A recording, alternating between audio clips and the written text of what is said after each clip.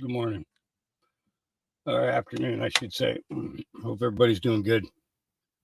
It's going to be a short one today. I'm not feeling that great. So, but I'm here.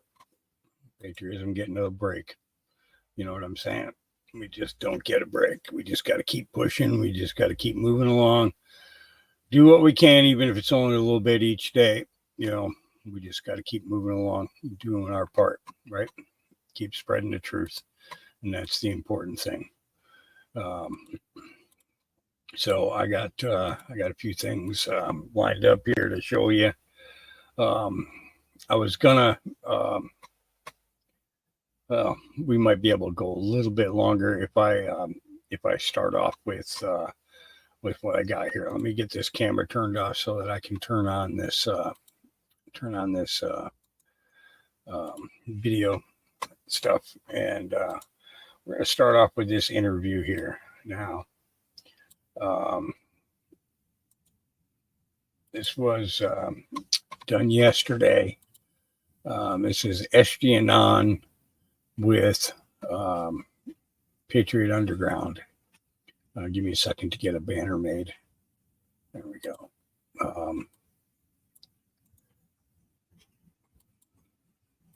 Here we go. Yeah, and that's where we're gonna start today, and then we'll go through my X stuff afterwards. Okay. Here we go. And I will fast forward through his commercials. What's going on, everybody? This is Patriot Underground here. Now, before we start the show tonight, I just want to say a quick word on behalf of my partners over at Patriotism.com. The amazing move that we've seen gold and silver prices now is the time. You still have the opportunity to capitalize on transition into the new system while at the same time having that peace of mind. Knowing all your hard earned wealth you've worked your entire life for, that you stay secure while this transition occurs. And certainly regardless of what you believe, whatever your projections are about the future, you can look at the past historically know for a fact that gold and silver have always been a store of wealth during uncertainty times. And let's face it, folks, that's exactly where we're at right now. So click the link in the description. Patriotism.com, Patriotism.com. It's time to make a move. Focus the offense. Do the right thing. Click that in the description. All right, everybody. God bless you guys. Thanks for listening. Here we go. Hello, everyone, and welcome to Patriot Underground. Today is May 6th, 2024. Thank you so much for joining me. He did say, I just want to give you a quick word, don't blame me because I held him to it. It's, you know what I'm saying? All right, here we go. Folks, to discover the truth beneath the surface. As always, I really do appreciate everybody out there taking the time to listen. So today it is my pleasure to welcome the great SG Anon back to the show. Certainly, he is no stranger to this audience. This man is an avid researcher. He's just an incredible source of information on all topics related to the Great Awakening, which he articulates brilliantly on both his own platform, the Q News Patriot, and on a wide variety of other podcasts where he is in constant demand for good reason. So it's an honor to have him back to continue our ongoing conversation about everything that we're facing and to hear his top-notch analysis. It is great to have you back, SG. Welcome. Thank you for having me back, Patriot. I appreciate it. Absolutely. Well, let's just go ahead and dive right in. I think we've got a little bit over an hour to work with today. So I thought we could begin our conversation with a little bit of analysis surrounding the question of presidential immunity. And certainly there's been a lot of speculation about the various different court cases facing Donald Trump, all of which we know are complete and utter shams, of course. And I think you'd agree with me that this is all political theater, not only to prompt more people to wake up to the two-tier justice system, but also to provide a necessary distraction for all the various different military operations that are continuing to play out in the background. And you did a really great job highlighting that point in the context of all the trafficking and the pedophilia arrests conducted recently by Department of Homeland Security. But I wanted to discuss the issue facing the Supreme Court, which was argued, I believe, back on April 25th. Now, I will say that I have long anticipated that we would see a January 6th trial play out, primarily as a means to red pill the population as to exactly what occurred during election 2020. And you'll recall that both Trump and his attorneys have alluded to the submission of classified military evidence as a defense should these cases go forward. And certainly the entire framework of this lawfare emanating from what is clearly a weaponized judicial system hinges upon whether or not Trump was accurate when he made claims repeatedly that the election was stolen, which clearly it was. And we were also told that the trial would be live streamed, which would certainly provide a unique opportunity for the entire world to have their eyes on this spectacle and thereby permanently shift public consciousness, particularly as it relates to the gaslighting of the mainstream media and what they claim to be a conspiracy surrounding how the will of the people is repeatedly circumvented by highly coordinated and sophisticated election theft. And certainly a Supreme Court ruling against presidential immunity would provide a powerful legal precedent to go after previous presidents and to function really as a mechanism to reverse the brainwashing of the public. So suffice to say, I was rather surprised to hear the justices indicate that they're leaning in the direction of upholding executive privilege and immunity. And it seems to be the general consensus at this point, based on what I've seen, that we're probably going to see the Supreme Court fire a silver bullet, I guess, that would essentially kill all of these cases and clear a path to run for Trump to run unencumbered, while simultaneously eliminating speculation that some sort of legal mechanism would be used to remove him from the race. So having said all that, give us your thoughts on how you see this playing out in the days and weeks ahead and the implications moving forward pertaining to how the court rules on this issue. Well, Patriot, I got to say, that's a heck of an opening salvo for a question, if there ever was one. And I think some of the finest judicial minds and jurors out there throughout the entire Western world are really analyzing and attempting to crunch what the Trump trial, specifically the one regarding privilege and executive privilege before the Supreme Court, actually means for U.S. executives and for how the constitutional system of government here in the United States is actually supposed to function. I can only speculate because I'm not a legal scholar, but based on the counterintelligence landscape that we've seen play out over these last many months and really into a number of years at this point, I would be surprised if the Supreme Court upholds a blanket executive privilege. However, I have begun to think more and more that the Supreme Court may uphold executive privilege and may term, executive privilege and presidential immunity as a constitutional functionality of the office, and may simultaneously outline when exceptions to that rule are and are not constitutionally permissible. For example, if a United States president orders, the United States military in an unprovoked, non-defensive fashion to attack another country that is not engaged in hostile activities towards the United States, either covertly or clandestinely or overtly, then you have a backdrop, for example, where a war crime could be committed. Now, this is a hypothetical speculation, but it's not unlike what Hussein Obama and George W. Bush did to the Middle East, Northern Africa, and a number of various other second and third world nations around the rest of the world, right? When the dollar and the manipulation of the U.S. financial markets and access to U.S. resources wasn't enough, then the bludgeoning hammer of the United States military was used. So in the same vein, I think that we do have to acknowledge that presidential immunity is important for exactly the reason we're seeing right now. We do have a system, be though as it may, that it's a two-party system and it's not a perfect system, but we have a system right now where it's sort of a pendulum swing between power. We have a power shift one way and a power shift the other way. This is the ideal understanding, right? This is the facade that has been created through MK Ultra.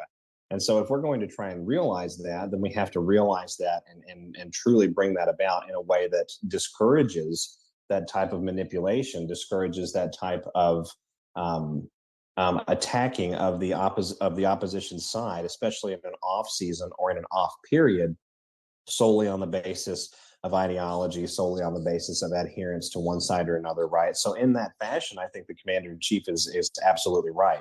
The commander-in-chief must be able to make decisions in the moment that may or may not be morally permissible if we were to engage in a 2-hour philosophical debate. But when seconds count, it's sort of very difficult to gauge what is and is not appropriate when you're talking about the defense of the nation or the defense of other U.S. interests around the rest of the world.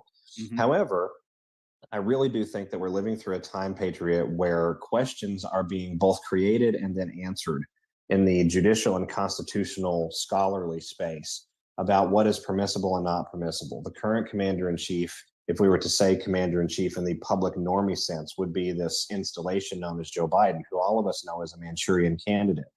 So in the normies understanding of the world, what we have right now is the wrong man, because it's obviously not the real Joe Biden. We have the wrong man in charge of the military forces of the United States of America.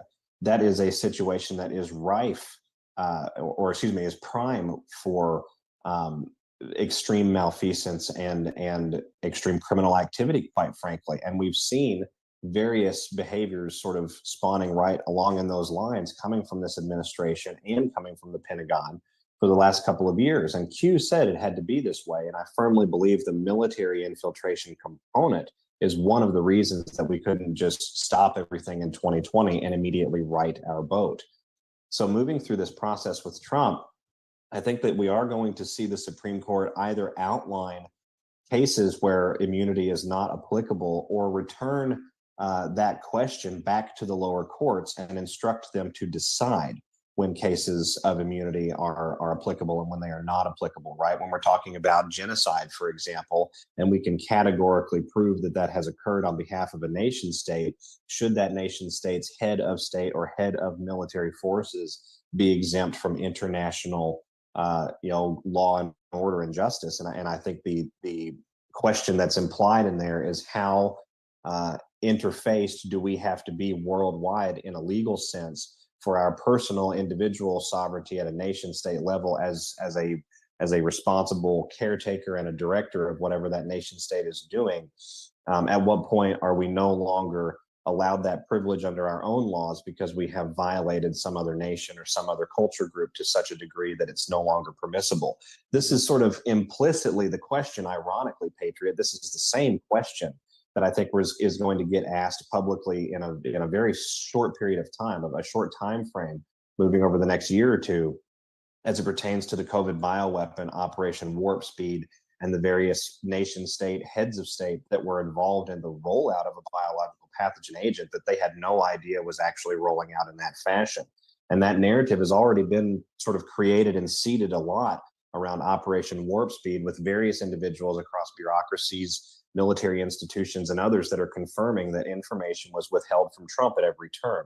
So I think in the same fashion, this is the other side of that coin. Where is immunity appropriate? When is immunity applicable to a very serious criminal act because intentionality and motive and predetermination were not there, versus when the opposite is true? At what point do we say the immunity clause has to be suspended? This is I think, the basis of the entire discussion before the court. And I know it's a big discussion. That's why I said I'm not a legal scholar, because it's just a lot to take in and crunch. But I do think at the end of the day, the court is going to set a precedent to either establish what is an exception or not to immunity, or to direct the lower courts and the lower circuits to decide that on their behalf within their localities. Okay. Now, really quickly, before we move on, are you of the opinion that the Supreme Court justices are under white hat submission? And if so, do you think, and of course this is speculative, but do you believe that we are going to see this trial play out, this big spectacle, with a live stream, with all the eyes of the world watching, so that they can disclose all of the evidence that we know that the military has? Or are you thinking more it's going to be like that silver bullet, let's just go ahead and kill this and clear a path for Trump and eliminate any speculation that he's going to be removed from the race? What does your gut tell you? It would be pure speculation on my part, Patriot, and I want to preface that for the audience out there, but I just don't think that the deep state component of this war, and that includes individuals I think are in submission playing a particular part. I don't think that they're going to allow Trump to go to the election in an unencumbered sense. I think we're going to see attempts get very kinetic to remove him from the race, potentially even try to put him in jail. Okay. This is one of the reasons why Q came out and said any suggestion that the president is in danger or anything like that is false, because he's receiving 24-hour surveillance and security coverage. And I think this is a reminder to patriots that things get really hairy in a counterinsurgency operation. And sometimes we have to go deeper than we anticipated, right? Mm-hmm. It's a constant dynamic situation. Everything is a design, redesign, and that's just the nature of warfare. You never really leave the strategy table. And so, coming back to Trump and the decision before the Supreme Court, I actually think that both of your suggestions there are sort of true in a sense. I think that we are going to see a televised trial either being argued before the Supreme Court or being argued in the applicable circuit where Trump is having to deal with this January 6th election insurrection charge and yada, yada, yada. I think all of that is going to be televised.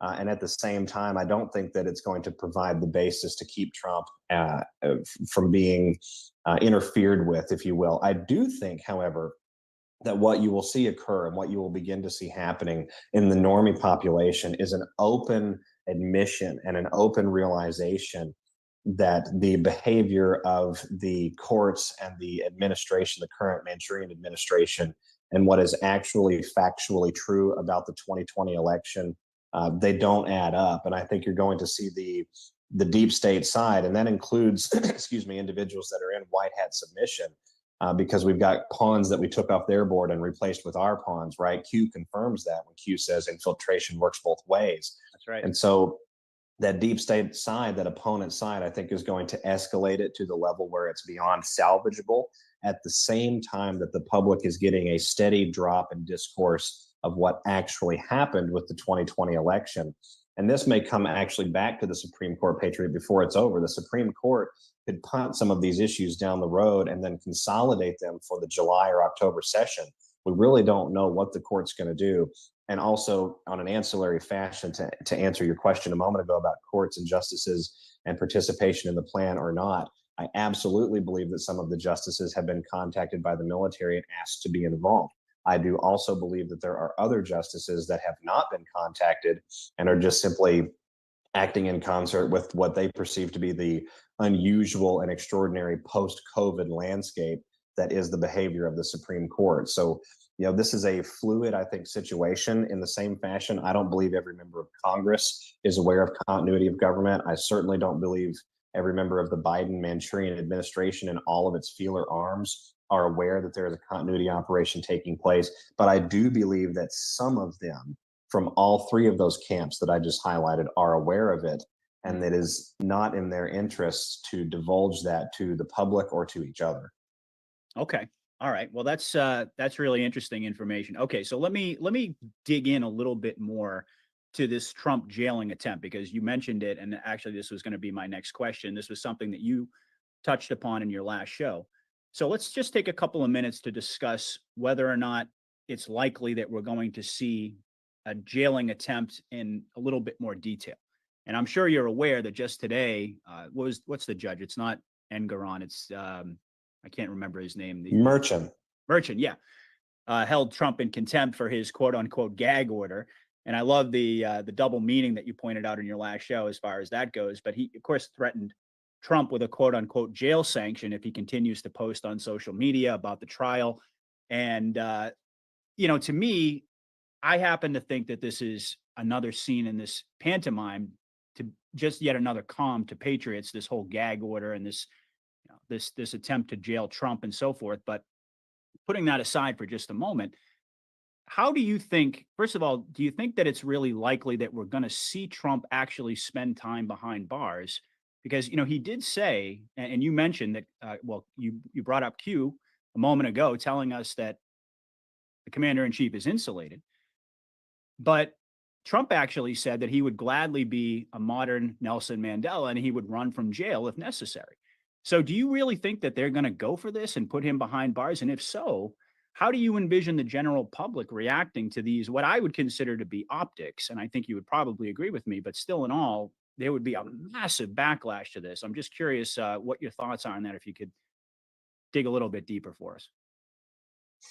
My thoughts on the Trump jail attempt, and I do believe it is coming, is that it is going to mark the next phase of significant operations, both from an information warfare status, but also a status of creating the scaffolding for the catastrophic national emergency situations, which actually happened 2018 to 2020 here domestically in the United States homeland.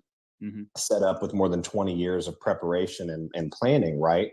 But they're actually being realized now in the time and place that we're living. And part of that, it runs in tandem to the Great Awakening also. People are realizing simultaneously, sort of along in the same linear time frame, that COVID-19 was a bioweapon, that the vaccination campaign was a depopulation agenda, that genocide really is, being committed by multiple parties around the rest of the planet, not just in the civilian space, but even in the militarized space as well. And here we are in 2024 thinking that we've got it all figured out.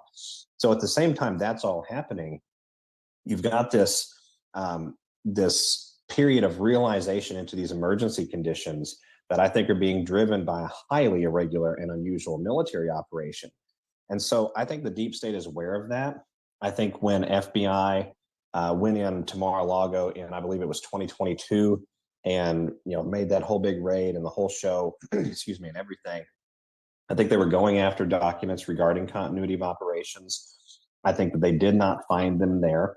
And so the Trump trials and the entire Trump legal situation, not only has it been an operation to awaken people to the corruption of the judicial system, but it has been a very real in your face to the deep state opponents that what I would call a patriotic military alliance is facing down, because we're conducting the theater and the theatric operations utilizing individuals that are in submission and individuals that are not in submission, who are just selfishly motivated and completely ideological maniacs.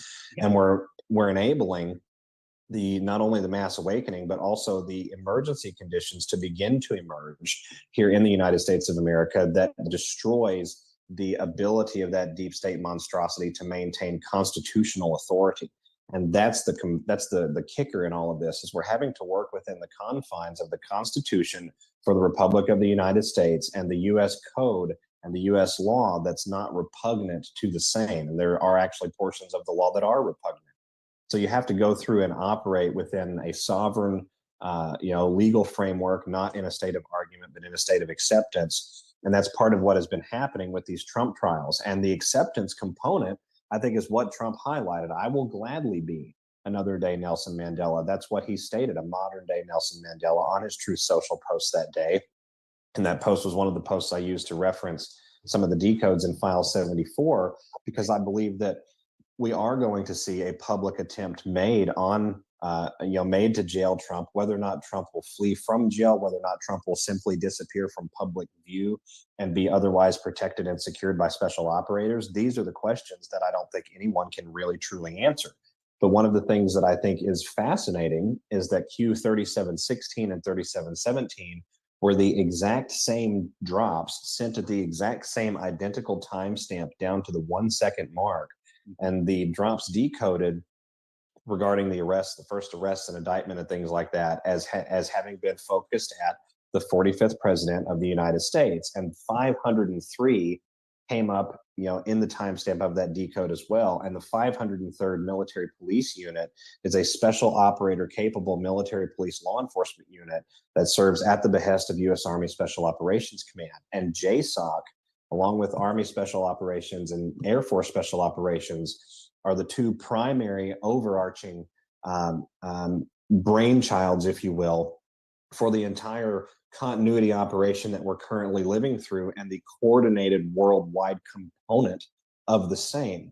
So when we're talking about this possible Trump arrest, we have to remember that this is actually legitimately part, or could be part, I should say, of a much broader international military cooperative that is trying to destroy the nodes and the nexuses of transport and travel and all the escape routes that these slugs and cockroaches have been taking out of various jurisdictions to continue getting away with criminality for hundreds of years. And if we have to move into a position here in the United States where we interfere materially, publicly, profoundly with the electoral process by jailing a political candidate, the leading political candidate of the opposition party and a former president of the United States of America, in order to drive that military operation worldwide further along, I think that that's not only to be expected, but I think it's a great honor to do that. And quite frankly, I think President Trump is aware to some degree that he, in this process, may have been asked, to sacrifice everything, including his own personal freedom optically, just to get the American people into a mindset and into an understanding, a realization, if you will, that the process of free and fair selection in our great United States of America has not been true since at least the days of immediately after the U.S. Civil War. Absolutely. I couldn't agree with you more. And, it really kind of raises that fundamental question of, are we watching a scripted movie? Or is this a fluid situation? So I'm going to pitch a question at you along those same lines, even though I think you've sort of started to flesh out this general idea about some individuals being under submission, other individuals just being basically puppeteered by their own narcissism. But this is really a fundamental question, the optics of this asymmetrical warfare. Now, it's clear that you and I both agree that we've been operating under COG for several years at this point. And to me, that consequently begs the question, how much of what we're seeing play out on this surface level is organic versus, shall we say, contrived elements of a script. And certainly there were many, many references, as you're well aware, of movies and watching a movie. And you could probably quote the drops a lot better than I could, but certainly the whole concept of theater in one form or another is a major, major theme in the Q drops. And certainly we've touched upon this in our previous conversations, but I have to say, in my recent reflections and my analysis, I've been gravitating more and more in the direction of interpreting this informational avalanche that's cascading at us every single day as scenes in an intricate pantomime, primarily to serve as a distraction while these covert operations to deconstruct what remains of the enemy infrastructure and personnel continue to play out in the background. And of course, as I already mentioned, in order to essentially wake people up.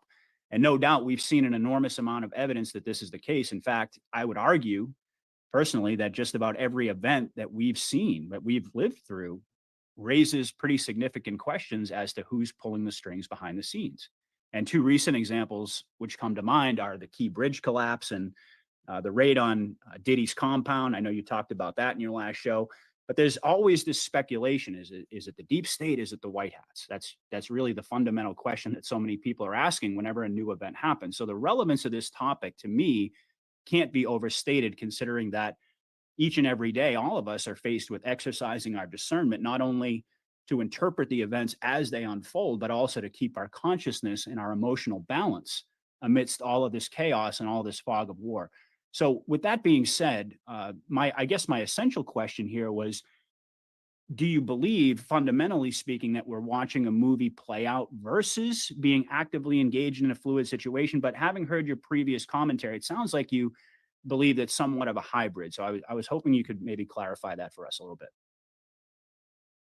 Well, I appreciate that question, Patriot, because it's been a long time since I've been asked that particular question. And at the end of the day, I think what we're living through is a multidimensional espionage war that is magnitudes deeper and more complex than anything that we've ever been taught, save out of the finest military academic circles. I've got a pretty good background in clandestine operations, understanding those things. I didn't take part in them, but cryptology, clandestine warfare, espionage warfare, these are things that I've studied academically and intellectually very hard for a long time. And it's difficult, I think, even for me to try and put, a good picture, a good answer to the landscape that you just described. Now, that being said, I believe that we do have a hybrid situation.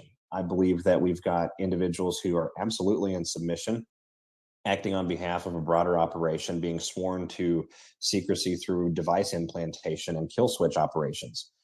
I also believe that you have individuals who are not privy to these sorts of things, but that are driven by their own personal ideologies to either be on the side of humanity or on the side against humanity. And given the right construct, they will maximize and amplify whatever that side is. A good example of that would be Senator Rand Paul. I have no idea if Rand Paul is aware of a broader continuity of operations mission or not. What I do understand, however, is continuity of operations or not, Mr. Paul is extremely dialed in on the COVID-19 crimes, the pandemic, the crimes against humanity that were committed by the gain of function research, funded by the NIH. And so this is a man who, given the correct operation format within the government, not being stifled by various committees and et cetera, this is a man who is willing to go to the legislative body, the public record, and enter these things in and fight for we the people. And in the same fashion, you have others on the other side, like Raskin, for example, who I think are just ideological maniacs, and they're driven by their own narcissism and their own disconnection to reality. And so they are also advantageous to let them run amok in the landscape of the espionage war, because they provide catalyst for that awakening process, covering fire for clandestine operations that may be happening, and also validation for all of the rest of the social circles and professional circles that they run in, that things truly are, quote, hunky-dory. And I'm using air quotes on that. Yeah. So I believe that that's the hybrid component is what I just described there, right? You have individuals that are aware and can never admit it or even hint at it or ever acknowledge it. And then you have other individuals who I don't think are aware, but who are being essentially manipulated by the broader condition of the landscape to act in an amplified form to whatever their true, alignment with humanity and alignment with we the people really actually is. And then the third angle of this discussion, Patriot, are those opponent forces, those opposing parties and powers that are fully aware of who they are, fully aware of what's going on in the world, fully aware of the activity that they've been committing and the criminality that they've been participating in. And they are simply seeking to manipulate the landscape for as long as humanly possible in any way that they can to try and stave off the inevitable. And I believe the main fundamental difference between that operating modality throughout the decades, where they have had unfettered power and total control, and the operating modality now, is that they're seeking attempts to delay and to stave off the inevitable are now, for the first time in history, being disrupted by a broader special operation, which is forcing them out into the light by manipulating those other parties that we just described. All right, absolutely brilliant answer as usual, SG. All right, well, let's talk a little bit about election 2024. Now, clearly there's been a lot of speculation about this forthcoming election. And as you recall, you and I have discussed on multiple occasions the likelihood of an emergency broadcast prior to November. And we've been in agreement essentially that it's unlikely that we're going to be going to the polls, at least under what we would consider to be normal circumstances. But the deeper we get into this year, and the more we're seeing what remains of the deep state run their known playbook, the more folks, I think, are questioning the implications if the vote, in fact, does move forward. Now, certainly, if Trump were to be elected, then on one level, of course, we would all celebrate that and consider that to be fantastic news. But on the other hand, those of us who have been awake and aware these past several years and a part of this movement, I think for us, it would raise some pretty significant questions about the way that this process is playing out, particularly in terms of arriving at justice for the most horrific crimes ever perpetrated on humanity. We're talking about, I believe it's pretty close to 500,000 sealed indictments that need to be served. And we're expecting, and certainly I've also heard that up to 99 people can be listed in one indictment. So we're talking about potentially millions of people. And personally, I think that if another election is stolen and we don't see, I mean, God forbid, we don't see intervention immediately, that it wouldn't bode very well for our movement, which, as I understand it, has always been intended to avoid the circumstance of ordinary people having to engage in kinetic fighting for their freedom, to push them into that zone where we feel like we've got no other choice. Now, believe me, I don't think this is going to happen, but I'm just throwing this out there as, as a potential. So I'd like to hear your thoughts on where you stand in terms of your previous assessment about intervention prior to the November election, and also the implications of the vote moving forward, should that end up being the case, especially given the fact that, if we're being honest, a lot of our previous expectations haven't met up with reality. And there are a great many people out there, patriots, great, wonderful people, but yet they're struggling more and more each day to maintain their faith, their optimism. And certainly, I mean, we could go on and on from an economic standpoint. I mean, people are suffering in various different ways. So I'm curious if you can kind of give us some updated commentary and analysis on the EBS, and whether or not you still are pretty solid in your assessment that we're going to have some sort of a interruption prior to the election. First off, I want to clarify that, this is a fluid discussion, and this particular topic is one of the more dynamic and in flux topics. I do believe, my own personal assessment still, that, and this was initially taken in February, March, that we're not going to arrive at a standard electoral process here in the United States of America. However, I also have made allocation and allowance for the idea that this is a fluctuating dynamic event worldwide, that the domestic politics of the United States are in fact involved in broader foreign implications at that international level. And so we may have a season that is extremely chaotic, but without a lot of overt activity from the deep state that would allow that type of expanded emergency condition that we're talking about, a terrorist attack, a financial crash, things of that nature. Now, one of the things, Patriot, that I think is really, really interesting on this entire discussion, and this is why I highlighted that it is a fluid discussion, is that the financial world and the implications of what's happening in the finance and banking and value exchange systems worldwide is directly correlative, I think, to the progress of some of these worldwide military operations that we're talking about. Mm-hmm. Liberating the ability for humankind in all of our respective nation states to print, standardize, asset back, and then, ensure and guarantee our own currency and monetary supplies, thereby ensuring that our economies are insulated and protected. That is a huge, huge part of everything that we're living through.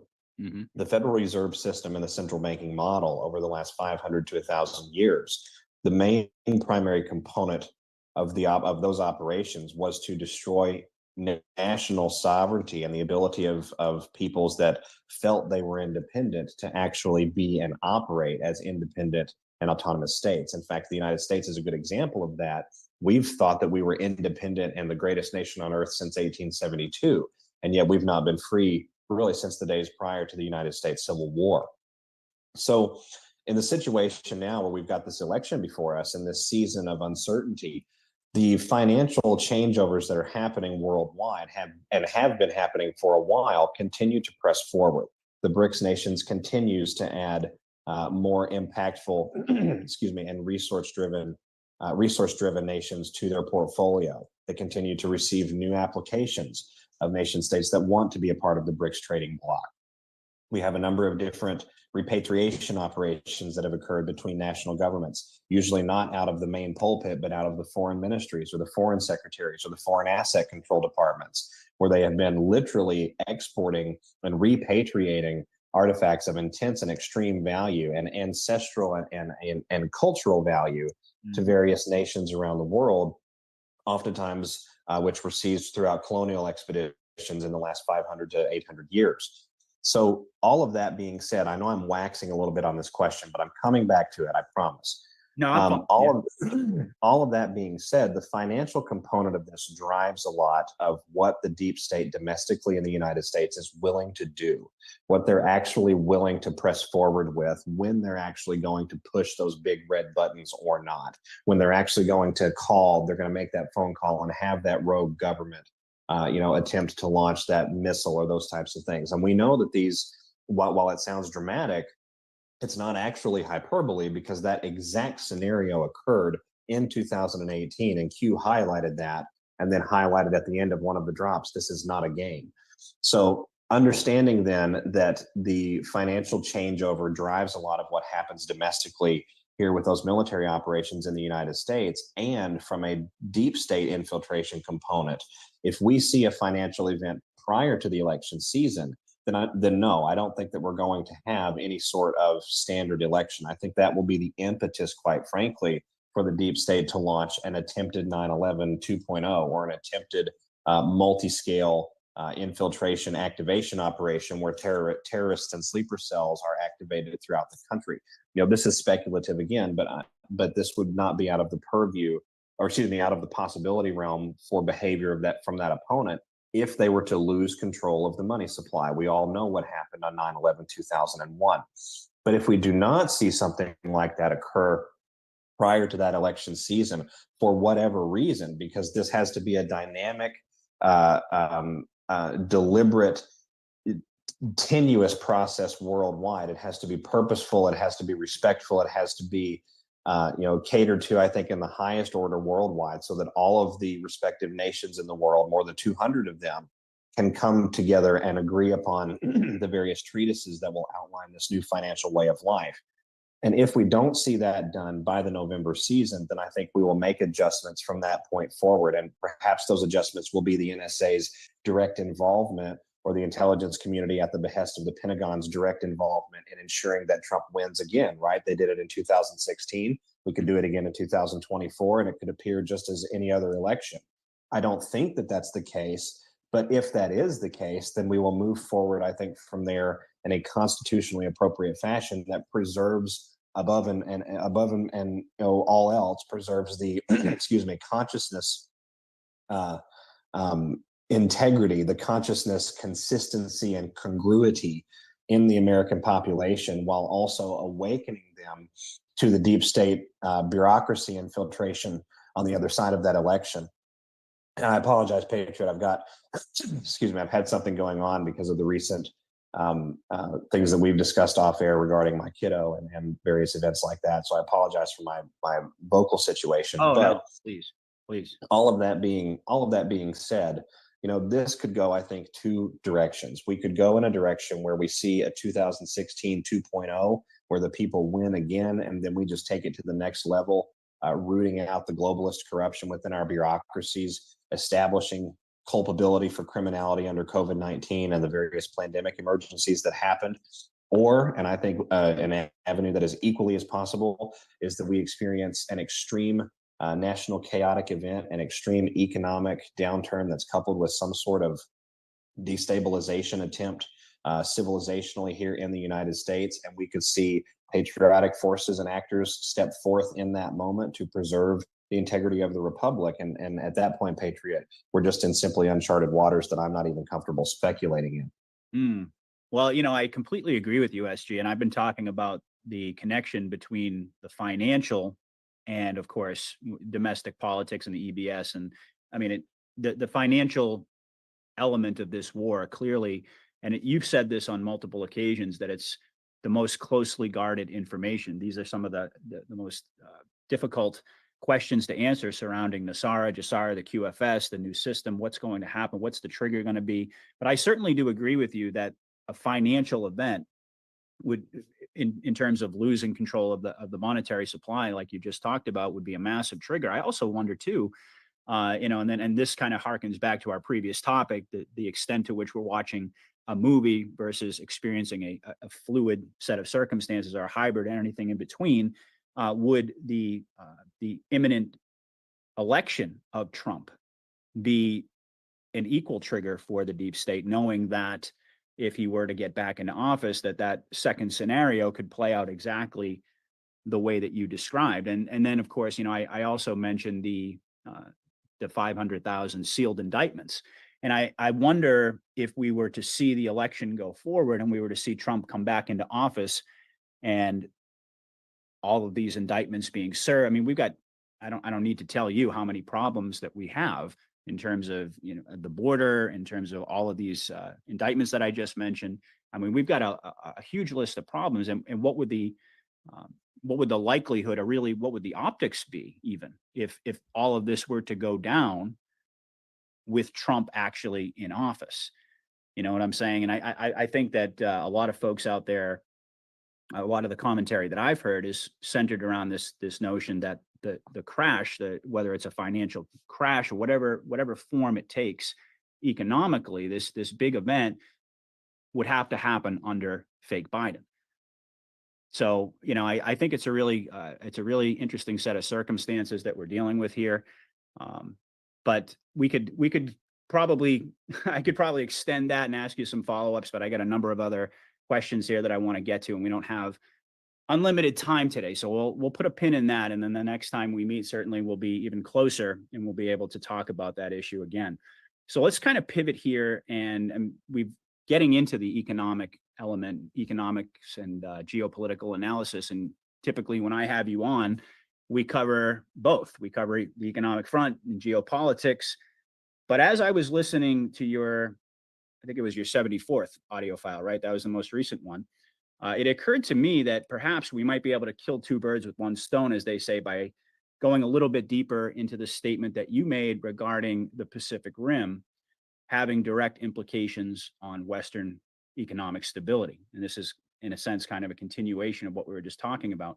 Now, clearly, there are a number of different conflicts, going on all throughout the world, which I happen to believe are in reality quite different than what's being portrayed both on mainstream media and, quite frankly, in alternative media in certain cases.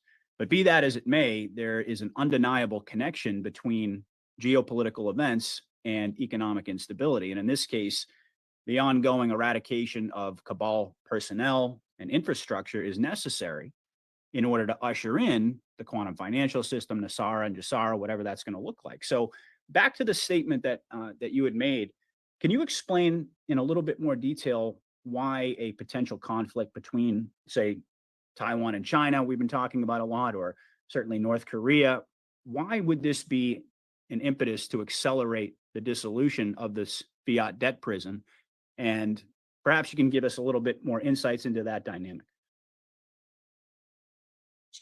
Well, as far as the Pacific and Asiatic sector, it's really important for patriots in the Western world to understand just the type of globalist subjugation dynamics that have been at play for about 1,000, really 2,000 years at this point.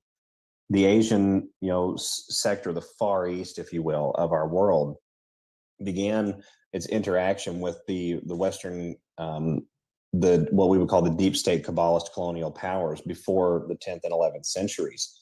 And we've seen a pretty consistent subjugation process played out through infiltration of dynasties over the centuries.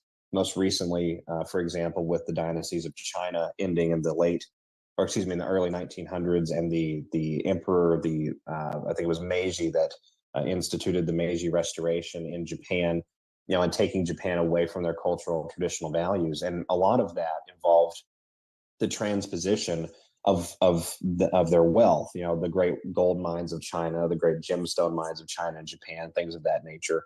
And so this has gone on and initially began in our modern day to feed the Industrial Revolution machine and the Western technological capabilities that were emerging in the late 18th, early 19th centuries, and then really taking off throughout the 19th and early 20th centuries. So the Western central banking fiat system owes its existence in part and its effectiveness in part to the subjugation of the Asian world as it pertained to their resources and their monetary supply, their vast wealth that had been accumulated over centuries. Mm-hmm. And it is the Asian world, I believe, that will be driving the final nail into the vampire that has been the central banking Federal Reserve System, going through this process through an expanded conflict in the Pacific region. I've talked about this on the audio files a couple of times, and I like to tell patriots out there and remind them that this process that we're living through is about reclaiming our societies and our cultural identities, right? It's about accomplishing the culture war of reverting society, especially the societies that we have here in the West, back to what we want them to be. But that is true of all of the cultural and nation states, significant nation state players around the world. Everyone has lost something at the hands of this cabal. Therefore, everyone must have something that is culturally meaningful, symbolically impactful for them to come along to this table, or this idea of world peace moving forward on the other side just doesn't work. So the North American financial markets and the Western European financial markets are primarily responsible for the suffering of trillions over the last 150 to 350 years, depending on how you want to age and gauge it. And yet the Asian societies have had an inordinate, I think, amount of suffering. The Asian and African societies have had an inordinate amount of suffering at the hands of that cabal, primarily due to religious and spiritual reasons that get us into bloodlines and takes us into a whole other discussion that would be a very long tangent, right? We'll put a pin in that also for the next time. But the expanded conflict that's coming in the Pacific will deal the death blow, I believe, to the North American industrial and manufacturing markets and the North American financial economy markets. So think insurance, debt versus credit, anything that's a financial component of the market society that we live in, I think is going to be affected by this. And the reason for that is because of the Asian sectors and the Asian societies, not just China, but all of the Asian nations' involvement in U.S. supply chains, U.S. logistical chains and revenue streams. And then at that nation state level, the involvement of the Chinese government in possession of U.S. Treasury bonds, the involvement of the Japanese government in financing of U.S. commercial debt, office space, things of that nature, industrial loans, etc. So all of that, coupled with the fact that Taiwan is the world's largest producer of semiconductors and computer chips, which are necessary in all of the Western world nations for every function of our economics situation here, right? The fact that we're having this call, for example, is made possible through microchips that were produced primarily in Taiwan and in other nations around the world, but most of them produced in Taiwan. Mm-hmm. When you add that into the fold and into this overall mixture, and you couple it with the fact that the U.S. House of Representatives in 2021, under continuity of government, passed a resolution to fast track Taiwan into the International Monetary Fund, which is now the worldwide body that is raising the alarm about the insolvency of the U.S. note. And you can see what's happening. You can see the positioning Western SWIFT system Kabbalist model for the death stroke, the death blow. And the death blow comes with the launch of hostilities in the Pacific, the shuttering of international maritime shipping lanes because of the warfare situation that I think is coming in the Pacific, and the gut punch that comes as a result of that conflict to North American markets, I don't think will be recoverable. So this is why I say earlier when we were talking about the election situation that I still maintain my assessment that we're not going to have a standard election model, a standard election process. I think we're going to see China move on Taiwan before the 2024 election. I think this will cause an expanded hostility situation in the Pacific region where North Korea will also engage in hostilities against South Korea simultaneously at the same time.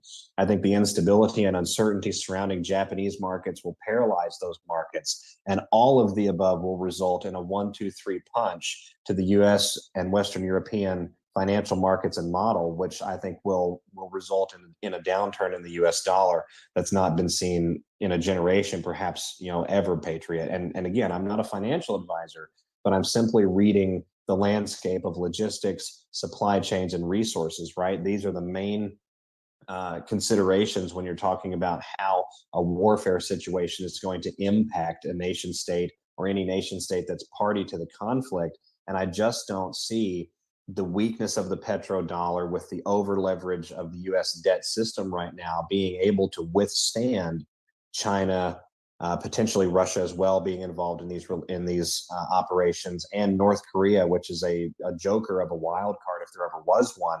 I just don't think these markets are going to withstand these events. I tend to agree with you, and I certainly think that at some point the Rocket Man is going to get involved. I'm curious. Do you have any quick thoughts on that? How North Korea might play a role here? Because it's very clear to see the dynamic between China and Taiwan, and certainly even the conversation about Japan and what's going on with them economically, having dumped so many of their treasury bonds so fast, and the devaluation of their currency. They've got a whole, and I think in many ways, and I don't want to veer off the topic here, but I think in many ways that's informed some of the decisions that the BRICS trade union has made, and we're going to get into that in just a moment. But I'm certainly I'm curious about North Korea. You mentioned that they're a wild card, and that's undoubtedly the case. Any thoughts as to how you might war game this out, seeing North Korea getting involved in a kinetic conflict in the Pacific Rim? What role they might play? Would they be prompted by China? What do you think would be the real trigger for Kim Jong-un? That's a really difficult question because this gets into, it's okay, but it gets into the same arena that Q talked about with, having strings cut, people having deals that were made. We can clearly tell that Kim has pronounced to the world in multiple, images and photographic communications that he is free of the strings. There's lots of pictures of him smiling big and brightly, with other ministers who are clearly not smiling. He began to post pictures of his sister into the international online space, which had never happened before prior to these operations. So that tells me there's a degree of confidence here. There's a degree of freedom and liberty that has been exercised here and given to Kim. And I think that happened throughout the Trump administration and the various negotiations by military forces that took place in the background. Now, the catalyst for North Korea's involvement in these broader operations, I couldn't begin to guess. It could be anything from a feather blowing in the wrong direction on the wind on a Sunday, all the way up to U.S. Military aggression in conjunction with Seoul, and we just really don't know. Mm-hmm. But what I think we do know is that if China chooses to launch a broader operation and a broader campaign on Taiwan, the Philippines will also entrench themselves in a militarized fashion and may even attempt to get involved in helping Taiwan rebuff that particular act on behalf of China. And so you could see North Korea and China sort of spearhead a reclamation operation throughout the Pacific that would destabilize the region in a very short amount of time, right? North Korea has a very large arsenal of missiles. They're very capable of getting those missiles in the air at speed in rapid format. South Korea, of course, is right there as a proximal neighbor. Japan is not that far away. The Japanese Navy, what remains of the Japanese, internal defense force Navy, could very easily be paralyzed or stopped within its tracks, right? And you could see China having such a broad land border with the Pacific Ocean right there, just within a few hundred miles of these parties that we're talking about. You could see a multi-pronged effort actually coming off of the Chinese mainland.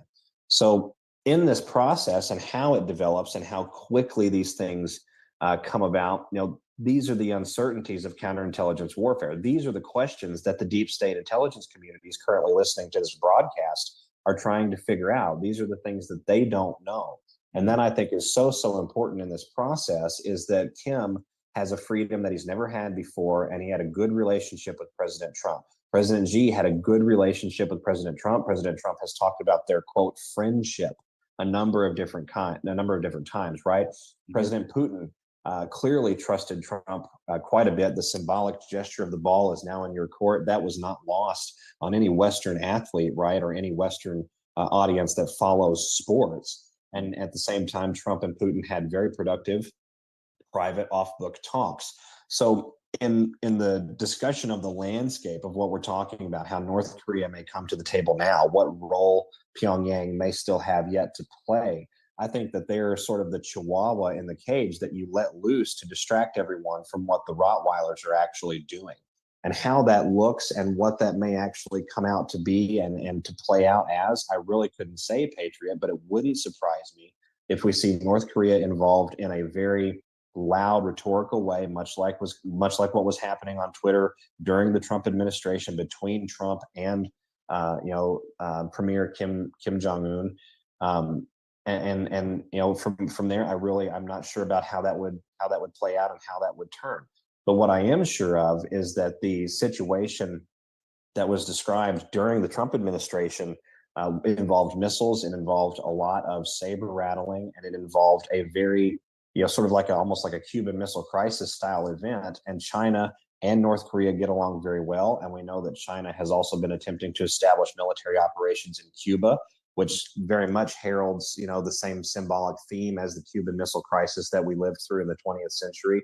So this could go, I think, a number of different directions, Patriot, and to try and isolate what is most likely and least likely, while a great discussion, I just don't think we're going to get to a final conclusion until we have more information and more solid, factual events occurring in real time to guide those conclusions.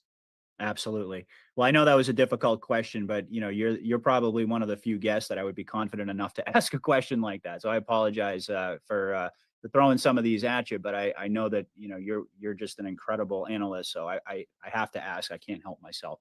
But we're talking now. We're getting into the geopolitical conversation and certainly the financial economic sphere, and we can't talk about either one, I don't think, without mentioning the BRICS trade union. And we've already done that, but in reality, it's not just a trade union. It's really a military, economic, and political bloc, in my view, which is continuing to expand. And of course, the central banks of all of these countries, are aggressively acquiring gold to back their currencies as they continue to innovate new protocols to essentially perform a runaround on the king dollar. And just recently, it was announced that Russia and China are settling $260 billion worth of trade this year in the ruble and the yuan without any reliance on fiat as an intermediary. And reportedly, there are, I believe, 40 more nations set to join BRICS this year or want to join. So give us your thoughts on the significance of these developments. BRICS is continuing to grow, and whether or not you believe, as I do, that what's really going on here is that the BRICS nations are covertly rolling out Jassara by spearheading this de-dollarization agenda to isolate and to ultimately take down the fiat system, the private Western central bank. I think my overall landscape view on this particular question is that the BRICS nations are tilling the ground. The BRICS nations are setting the foundation. They're doing the first initial groundbreaking of a new system, a new way of trying to do things. And I think it's the beginning stages of what the spirit of Jassara always was, which was a world peace situation with a fair system of value exchange in all of our nations. And I think in the quantum era that we're emerging into, we would like for that to be digitally enhanced, very convenient, not providing a regression, but rather a true progression to the quality of life and the quality of spiritual actualization of humanity. Now, that being said, this is a rocky and tenuous process, right? Iraq, and not to be punny, but Iraq is a main component power in this discussion. It was the Iraqi government that remained as one of the last true gold-centric holdouts against the Federal Reserve System after the turn of the 20th century. The Iraqi government, the nation of Iraq itself, sits on a conversion of a number of different electromagnetic ley lines in the world. It's sort of at the heart of the Mesopotamia of old. The Iraqi desert is placed home to a number of very ancient antiquities of humanity and very, very advanced technology projects that the CIA and the Pentagon have been studying since the early days of the Iraq takeover in 2003, 2004. So Iraq is, being offered because, like we talked about earlier, things had to be culturally meaningful for countries to come to the table. Iraq, I think, is being offered, isn't the right word, being given the role of beginning a much broader revaluation operation worldwide that will take some trickle down time into the markets. It's not going to be a market shock overnight, but I do believe that it's going to be a fairly rapid changeover relative to what the Forex markets have said about the dollar versus the dinar. And why is that significant? It's significant because what happens with Iraq and the dinar is going to ultimately impact what happens with the US dollar and the fuel and energy markets worldwide. And 6 of the 9 largest oil producing nations in the world are in the BRICS trading union. They're in the BRICS bloc, to include Iran, which has just recently rattled its own sabers with Israel. And that's, again, we'll put a pin in that for another discussion, but it's fantastically interesting as it pertains to finance. So looking then at what we have with the petrodollar landscape and the behavior of the BRICS nations, this is clearly a de-dollarization operation. They've openly admitted it at this point. But to what end, I think, is the question that everyone, sort of has on their mind. Why the de-dollarization? What's the purpose here? We know what we the people want. We the people want decentralized national currencies backed by assets in a standardized way that's fair and just, and in a truly equal fashion where we can trade across nation state boundaries and there not be malfeasance, manipulation, and corruption. But we're also working against what those deep state opponents want. And I think that's the main reason why the financial operations of this military campaign worldwide are so very important, because the only way we the people get the type of trade and value situation, the type of financial landscape that we desire to have on the other side of this, is if that conversion process remains unadulterated. So the BRICS nations, I believe, are running actually the preparatory beta test phase of something that's much larger, Patriot, that I don't think has been truly broadcast to the public yet. At the same time, I think the BRICS nations are also having the fundamental appeal of dragging out all of those fair weather patriots or those PAY patriots who are just interested in remonetizing the same type of system in a new and different fashion, in a new and different brand. And that doesn't represent nation state sovereignty. And we've seen that actually with the behavior of some of the Western world and even some of the global South leaders that have risen to their pulpits of power in the last year and a half, as they have made sweeping financial promises about national sovereignty and the restoration of national wealth and prosperity, and yet at the same time have acted in concert with the WEF agenda or have attempted to roll out things like CBDCs, both within their own nation and even in the BRICS bloc. So you're looking, I think, at a multi-phase, multi-dimensional operation coming out of the BRICS trading bloc, where we're conducting basically the on-the-job training, the real-time research for how to make these processes work. And at the same time, we're also allowing ourselves the chance to continue to drag out, continue to neutralize and destroy true financial corruption. And it's worth noting that Iraq, which I believe has been sort of gifted that symbolic switch, if you will, to begin a reversion of the fuel markets to a true reflection of whatever their worldwide value is. It's worth noting that Iraq is not formally publicly in the BRICS bloc just yet. So this is a fascinating point in time, I think, where you're going to witness the patriotic actors in all of these different landscapes: the U.S. landscape, the Western European landscape, the BRICS nations, other regional trading blocs like the African Union, I think you're going to see patriotic actors being given the chance to really amplify their version of things. And before this is all over, Patriot, we're going to have essentially a crowd-funded, crowd-built idea of what international value exchange is all about. Absolutely, I agree. Well, you mentioned in your response there you alluded to the end game. Like, what is the end game of this de-dollarization that the BRICS have been engaging in? And you're absolutely right. They're pretty naked about it at this point. They don't attempt to hide it at all. They're actually boasting about, and I'd mentioned that in process of asking my question, that Russia and China are boasting that they're settling all of this trade without any reliance on the dollar. So what is the end game? And this is sort of a nice segue, I think, into my next question, which has to do with optics surrounding the dollar and also a certain individual that we spoke about last time, one Javier Milei, who certainly is a proponent, at least on the surface, of maintaining the dollar as the world's reserve currency, as is Trump. And I don't think it's a stretch to say that this has been a source of confusion for a great many people out there. So I'm wondering if you could touch upon that and discuss perhaps what could be motivating.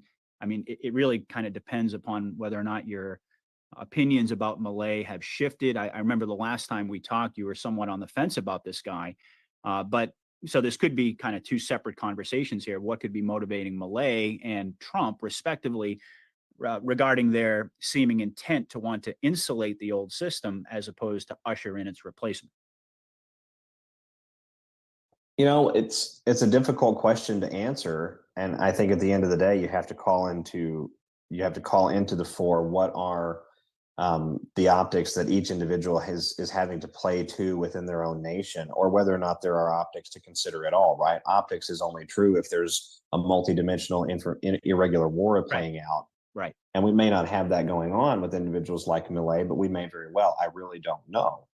What I do know is that President Trump has been very open since the very beginning of trying to return America to greatness. He's been very America first, very United States first. And I think anyone sort of standing on that pulpit, that you can't wage an information war and completely divide your own narrative. And so for Trump to say America first, America first, America first, except for our dollar, right, that doesn't really hold much water, I think, with people. That being said, and this is what gives me a little bit of pause with Milei and other world leaders also. Other world leaders are not having to appeal to the American voter base, and they clearly understand from an economic standpoint what the Federal Reserve System has allowed to occur. And so open support for the US dollar, is that a diplomatic maneuver for, an ongoing friendship with President Trump? Is Javier Milei or are other heads of state taking their cues from the rhetoric of President Trump? These are considerations to have. I'm not suggesting that the man is nefarious, but I am saying that it does not seem very sensible for an economist with a distinguished background and understanding how, nation state economic systems function. It doesn't make much sense that this individual would be in proponent force for the US-based Federal Reserve central banking slave system. That being said, there may be other political angles trying to be achieved with that. There have been recent protests in Argentina regarding actions, that the Milei administration and the government is taking primarily to cut social welfare programs.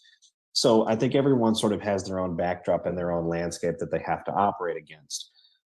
It is worth noting that President Trump said in 2018 and it was at a conference with Prime Minister Abe of Japan, that we would all be on a level playing field very soon, directly as it pertained to the manipulation of currency. And President Trump was speaking expressly of China at that particular summit, but he also dropped a number of different hints throughout that very brief speech that he gave at that conference and the opening statements of that conference. He dropped a number of hints that he was also talking about the Western world, the Western financial model overall, and how there's just been a tremendous amount of injustice and unfairness that's gone in both directions throughout these economic systems. And we, of course, know on a program like this that the reason for that is because the puppeteers playing both sides of that unfairness were actually superseding the governments and profiting from both sides. So that's the broader discussion here, right? When we disempower the dollar, we disempower their ability to do what they have always been doing.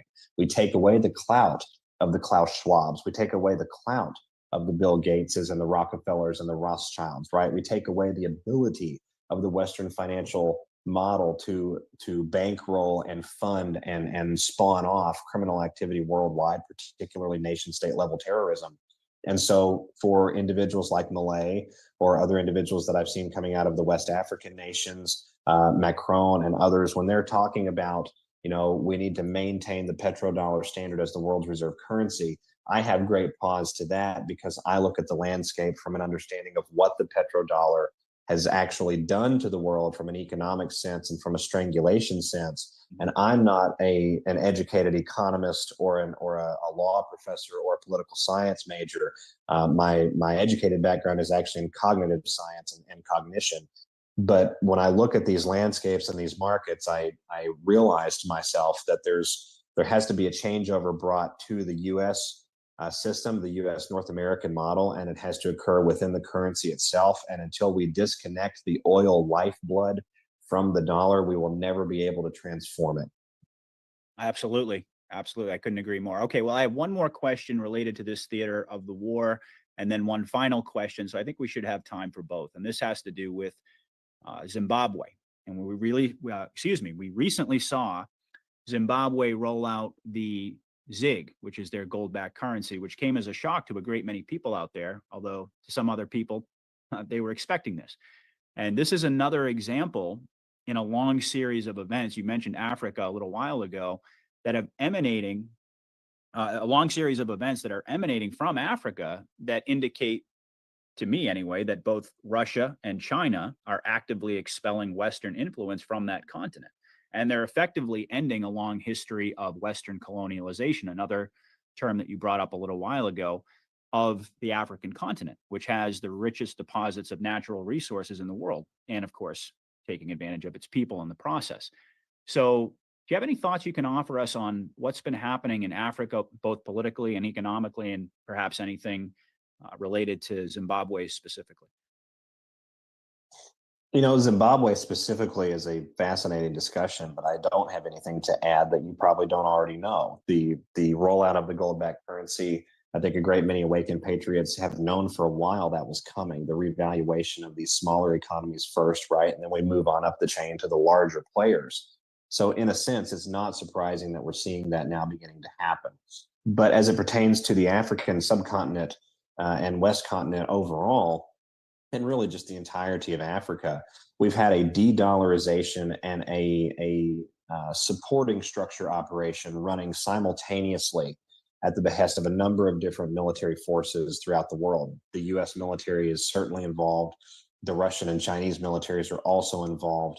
And you have various bureaucratic institutions and true charitable organizations that are not agents of evil that are also involved on the African subcontinent. And so what has been occurring in Africa over the last few years, and really since the early days of the Trump presidency, has been a multifold mission to disconnect the impoverished and resource manipulated African economies from the US, Washington, D.C. central banking model, allow them the chance to build up some wealth in their own right and protect them militarily while doing so, and also allow them to disconnect their military forces from the deep state American and Western European military machine.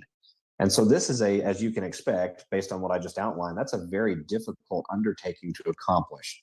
And yet we have been really, progressing forward, I think, at breakneck speed throughout this process, really running an incredible pace with it, because we've got a number of nations now that are so confident in their own ability, so confident in their own security and their own self-sustainment in Africa, that for the first time ever, they are telling the USA to get the heck out. They're telling the US military to leave. They're telling Washington, D.C. to stop sending, various gifts and to cut off channels and things like that, what hasn't already been cut off at the behest of the State Department. And they're essentially telling us to go pound sand. And for the first time ever, that is bringing true liberation and true freedom to some of these nations, specifically in Central and West Africa, who have been impoverished at the hands of the British Royal Empire and the American extension of the British Crown for the last 500 to 700 years. Right. And it allows for the first time a true calculation of what these countries are actually worth, what kind of resources they actually have, what do the ledger books say when they're not manipulated, when they're not being cooked by a crooked administration that was backed by the U.S. State Department, when the resources are not being sent overseas by the thousands of tons while the people starve in the streets, right? We really don't know what the African economic situation at a continental level really truly is, because we've never had the ability to have a true gauge of it. And so now we're giving the rightful choice, the rightful decision and duty to those very countries, to those cultural and tribal groups, some of them being in control of their government and some of them just being very, very large players in the national demographic. We're giving the control to these ancestral We the People groups to attempt to assign some sort of a value to that and to be self-sustaining and self-directing for the first time in the last 500 years. And that process is cascading forward, I think, as quickly as it can go, Patriot, because we add the complicating factor to all of this, in that a lot of these African nations, which have been servant to the U.S. economic model and afraid of the U.S. military, have been forced to play host to U.S. biological terrorism. So in the same sense that we're disconnecting from the U.S. slave model, we're also having to ensure that that slave model does not set off a biological event in its petulant or on its petulant way out the door, right? And so we have the Russian military, various paramilitary and militarized groups, to include formal military forces in countries like Niger and Nigeria and others, Kenya, for example, and they have been involved in essentially monitoring the expatriation of foreign powers and foreign interests from within their own nations in a safe and effective manner. And in some countries like Sudan, for example, those situations got out of control. And so they've needed more militarized handling, a firmer hand, if you will. And so, you know, we're going through that process. It's not complete yet. And that's one of the reasons that, you know, this ties back to that 2024 question about the election. It's one of the reasons I say this is a fluctuating situation worldwide. We're trying to accomplish these goals and these tasks in the best way possible and in the most logical and safest way for the largest amount of people. And it is just not a task that is accomplished quickly or easily, but we have to get a certain threshold. We have to achieve a certain, I think, amount of ground prior to the 2024 electoral cycle, or all of this, Patriot, is for naught. Absolutely. All right. Well, SG, do I have time for one more question? I'll try to make it an easier one. All right. Well, the last topic that I wanted to pick your brain on, and certainly I could talk to you all day long, but this is an issue that I think is important to discuss, because it remains every bit as relevant, at least to the consciousness of the patriots who are listening to this right now, as it's ever been. And that is, excuse me, the scare necessary event that Q warned us about or told us about. And you and I, like I said, we have talked about this, but based upon our research, you and myself and many other people out there in the movement have speculated about the possibilities of what form this might take. And certainly that question remains to be answered. It's speculative. But I find it very interesting that we're now seeing the fake Biden administration leak out information to the media, suggesting that he's considering declaring a national climate emergency, which would give him the dictatorial powers necessary to perform any kind of a lockdown or to implement draconian measures to stem the flow of information and, of course, to achieve other objectives. So what are your thoughts on the likelihood that we'll see the deep state play this card? And if they do, would you interpret that as the white hats essentially puppeteering them behind the scenes, related to what we were discussing a little while ago, or would you perceive it somewhat differently? You know, this is a card that I talked about a little bit in the early days of the audio files, and I didn't bring it back up publicly, Patriot, because we just didn't have any significant movement or any research I could find that was corroborative enough to discuss it. But as we've looked at the pattern of behavior of that globalistic WEF tyrannical power grab agenda, and we compare that to the behavior of the Biden administration, the climate arena seems to be the next major one. It seems to be the replacement choice, if you will, for a COVID-style lockdown or some sort of cessation of public societal function, for a completely contrived and ridiculous event. And I don't count out, by the way, that could be exacerbated or could occur concurrently with some sort of new pandemic claim coming out of the WHO which I think anyone on this program would know would be a power grab and probably not substantiated in any true danger. So those things being said, are these the conditions in this hypothetical discussion that we're having? Are these the conditions that would unlock the law enforcement capabilities domestically of the United States military? And I would say to you, and I would submit to anyone, that the scenario we just described would be a pretty close yes. I think it would depend entirely on what actions that administration, that Manchurian agency at the top with the Biden installation actually takes, right? Are they going to force the American population into a medical countermeasure on behalf of a climate emergency, for example? Are they going to force the removal of, natural gas heat, for example, which would completely destroy the heating capability of more than half the nation? Would you see some crazy edict issued regarding cars, any cars that run on octane, any cars that take gasoline, standard gasoline fuel, which is nearly every car on the road in America, save for a very small percentage? We really don't know. But if we saw something occurring, of this particular flavor and of this nature, I would not be surprised if that was the breakdown of civil society that Chris Miller, former Secretary of Defense, has described on air in a podcast as being necessary before militarized forces can engage in law enforcement functions.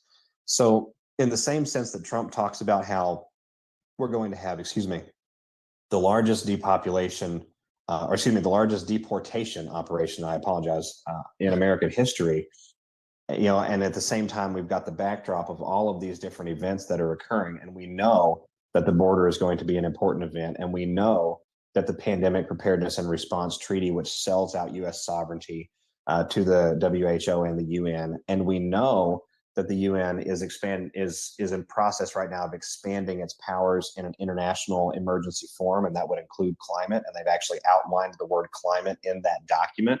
Right. We know that the scaffolding is being built for some sort of extraordinary sovereignty grab, a dissolution grab, I think, not only for North America and for the United States, but all of the modern Western world. And I think that's what Putin means when he comes out and he says, we don't have enemy nations, we have enemy elites. We're not at the point where it's us versus them anymore, where it's us versus us anymore.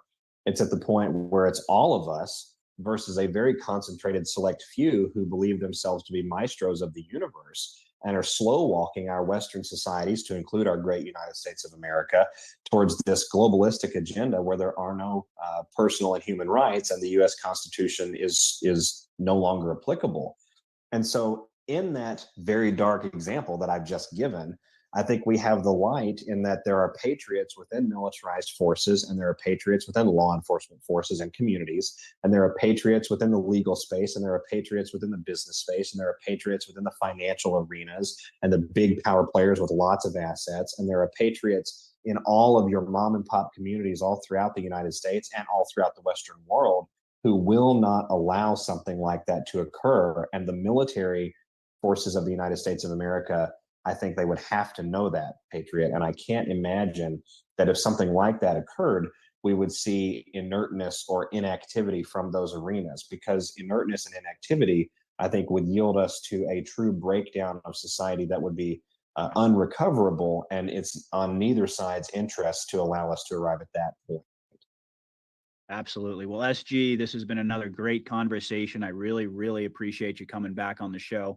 And I know that we've run a little bit over, but I always like to give my guests the opportunity just to leave us with some closing thoughts, perhaps touch upon any issue that I didn't get to tonight or that I didn't bring up.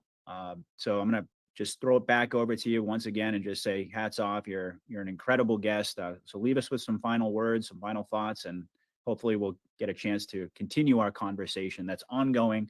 I absolutely love it. My audience does too in the near future.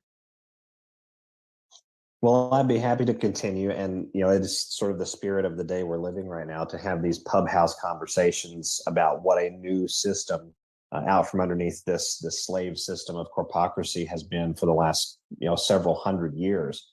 But my closing thoughts, Patriot, are typically always positive because I am actually optimistic. I can spend a lot of time drilling down on how messed up things have been, on how painful and difficult things have been, but everyone sort of knows that. The reason for optimism is because we have a categorical landscape being painted for us in the background if we're willing to look at it, which shows us that there have been good actors that have made significant moves on our behalf. And when I say on our behalf, I'm talking about we, the people, at the nation state level, at the international culture level. They've been making these moves, attempting to destabilize the globalist agenda. And I think that destabilization is pretty much complete at this point. Regardless of what happens in the 2024 election, we could have this election completely stolen, just like 2020, Patriot, and we would still not arrive at a point here in the United States where a globalist tyrannical takeover will actually be allowed. The peoples of this great nation will not stand for it. You would have open revolt. And the same is true, I think, in all of the major Western European nations, right? The French have been really spearheading and exemplifying what it means to resist their government, right? And to cause difficulty for their government because their government has caused difficulty and pain to them. And I think you're seeing that happen in its own meaningful way across those different cultural spectrums in all of those nations in Europe and in North America and in the Asian regions as well, and in the African nations. So the rise of patriotism worldwide is assured, regardless of the irregular war that we're currently living in, regardless of the financial events that will come, regardless of the military events that are yet still to happen and still have to occur, regardless of the conclusion of the war in Ukraine and any expansion that may occur in Eastern Europe before that happens. The globalist agenda is forever dead. We will live to see the age where we are in an amplified nation state sovereignty system that maximizes who we are at the cultural and identity level at that national negotiation table, but also gives the heart space and the openness to everyone else at the table to be exactly who they are. And that, I think, is the truly magical portion of all of what we're going through. It's an awakening, not in a sense that the Western world is having an awakening or that the Eastern world is having an awakening.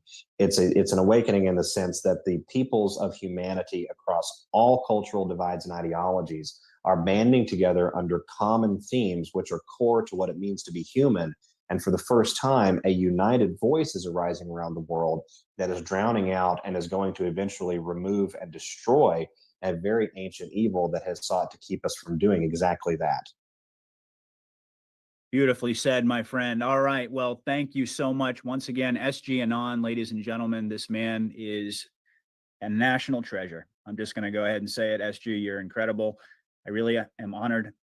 Excuse me. I got caught up in my throat there a little bit. Really honored that you are a regular repeating guest on the show. I'd love to get into some other topics. Perhaps next time we can get into exopolitics a little bit and maybe some more spiritual topics. As always, I have a whole list of questions that we didn't even get to, but I know you're a very busy man, so I will bid you adieu and just thank everybody out there for listening. Hopefully you folks enjoyed this conversation as much as I did. I will be back soon with another report. God bless and Godspeed, everyone. Patriot out.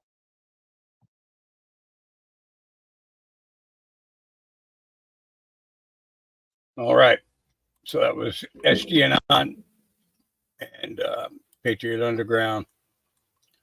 And yeah, it's a good interview. That's why I wanted to share it with you guys. Give me a minute to get to my stuff here. All right. Let's go ahead and give it a roll. Here we go. 5 signs that God is preparing you for something greater than you think. If you have seen more than 3 of these signs lately in your life will change in a way that you cannot imagine. 1, you're going through a rough period of time. We wouldn't know how the light looks like if we didn't have darkness. The same way as we would never know what happiness feels like unless we feel sadness and grief. 2, you know that you're meant for more. God planted the seed of your ambitions in your mind for a reason, and He wants you to follow them. Knowing that you're meant for more is the first step into getting it. 3, your kindness has not been paid back.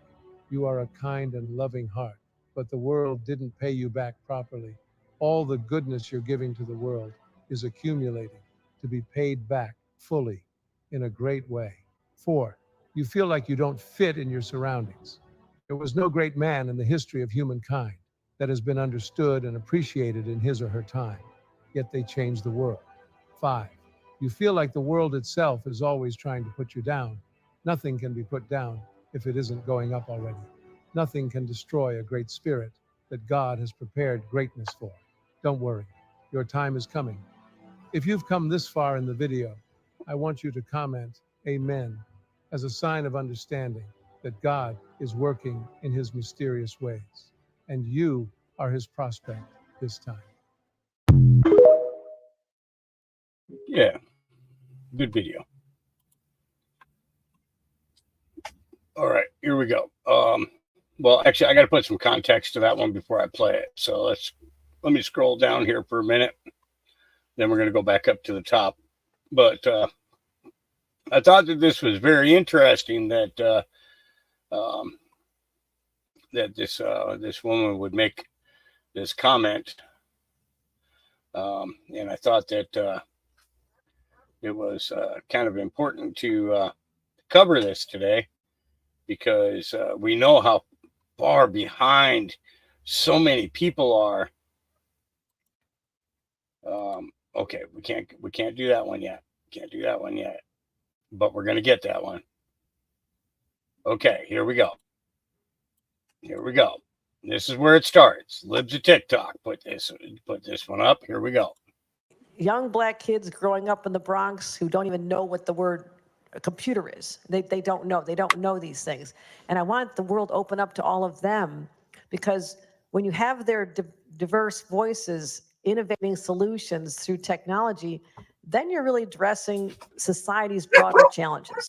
Young black kids growing up in the Bronx who Okay, so young black people have no idea what a computer is. And this is just an example of that. A lot of people don't know how to register. Not everybody in the community, the Hispanic and the African American community, particularly in rural areas that are distant and or inner city districts, know how to get online to determine how to get in line for that COVID vaccine. A lot of people don't know how to. I'm just getting started. I'm just getting started. It hurts to laugh. Yeah, my lungs have taken a hit with this weather. This rain is getting a little ridiculous. Getting really, really ridiculous. Okay, let's get back up here. And let's see, where are you? Where are you? Where are you? Here we go. Here we go. Here we go. Here we go. Okay. So, Antoine be cooking.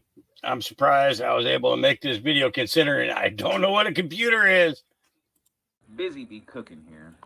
Apparently, I'm too dumb to use a computer, so it's a miracle that I can even use his phone. According to Governor Hutchell, inner city kids don't know even the word computer. Are there any kids out there that know any black kids out there that know the word computer who is living in the ghetto? She don't think they exist. The hypocrisy is fucking crazy, bro. It's crazy. You don't see it now. God help you. How am I supposed to vote for these people? I just need one good explanation on why I should be a Democrat right now after this shit. First, Joe said I ain't black. I accepted it. I couldn't celebrate Black History Month because I wasn't black. And now, I don't even know what the damn word computer is. Are y'all fucking serious? Get real. Go fuck yourselves, Democrats. Kiss my ass. I guess that was a legitimate response. In good taste. In good taste. Sassafras put this out. We freaking told you there is no proof election fraud happened. Liz Harrington X, does the investigation confirm that there are missing ballot images? Well, let's take a listen. Does the investigation confirm that there are missing ballot images? Yes. Yes. Do you know why 380,761 ballot images from Election Day machine count are not available? We subpoenaed Fulton County for all of their ballot images. We received approximately 518,000 ballot images. From election day? Those are for the recount. Those are from the recount, but we have no ballot images for 380,761 ballots from election day, correct? What was subpoenaed was the ballot images for the recount because that's what this case was about, not the election day. Does Fulton County know why there are not 380,761 ballot images from election day? As with the investigators, we have not been apprised of this allegation. This is the first I'm hearing about it. I have no idea what the basis of that allegation is, and so we would have to. We can't answer that at this time. Would Fulton County agree that every vote should have a ballot image? Okay. And you realize that, okay, so as this stuff is going on in Fulton County, okay, between keeping Fannie Willis tied up with her corruption investigation, and that's her personal corruption investigation, which is going on by many people. You know, you got the Senate getting ready to call her or actually subpoenaed her, and she refused to go and testify to the Senate. Okay. I think that, I think that there's going to be a lot more stuff coming out in regards to Georgia, which is going to totally destroy Fannie Willis's case. But in the same time, we have to say that some of the people who were charged at the same time Donald Trump was, that have already settled their cases, should have stuck to their guns. They should have stuck to their guns, but they caved too quick. And all this information is coming out now. And do you know how hard it's going to be to get those convictions overturned when you admit guilt? When you admit guilt, you know, it's a lot tougher. Yep. You know, does Fannie Willis know what a computer is? Probably so, Tim Brown, because she uses it in order to transfer funds from the DA's office to her personal accounts and the accounts of her friends. So, you know, she knows how to set up. She knows how to book hotels in other cities. She knows how to go to stripper parties. She knows how to purchase Grey Goose and a few other things. So she has a little bit of computer skills there, I must say. So, you know, but she's not from the Bronx. She's from Georgia. See, Hochul is saying that it's the kids in the Bronx. And I think that she just turned probably a large majority of the voter base in the Bronx completely against her ever staying in office after the next election. Yeah. All right. So outside the matrix, aka Crash says the delusions of the Flintards is beyond stupid at this point. Is this real Mr. Truth Bomb 8 years old? For days, he's harassed me on all threads, crying like a bitch. A bunch of childish nonsense. I don't engage with stupidity, and at this point, it's harassment. This dude has become... Listen. This dude has become unhinged because I won't engage. Cry harder, fool. And Mr. Truth Bomb, and this kind of bugs me. He says, you are a truly ugly, lonely loser of a woman that is obsessed with pointing out posting about General Flynn over and over every day. It's not just normal. So everyone can see you're being paid to, what is this? Be a part of multi-channel network of team pedo shill traders to attack the Patriot movement. I'm just showing what I found. Relax. You can just scroll if you aren't interested. It raises questions about Flynn. That's all. Yeah. So, Mr. Truth Bomb, you just lost a whole lot of respect. I think I'm actually following you, and I think I'm going to go ahead and cut that completely off of there. I don't think I want you in my feed anymore. But hey, listen, if I've ever offended you, I just wanted to say I'm sorry that your mom raised a bitch.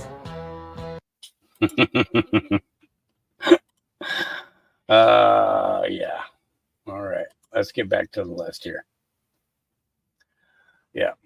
So Marjorie Taylor Greene with Steve Bannon, she did an interview before going into a hearing this morning.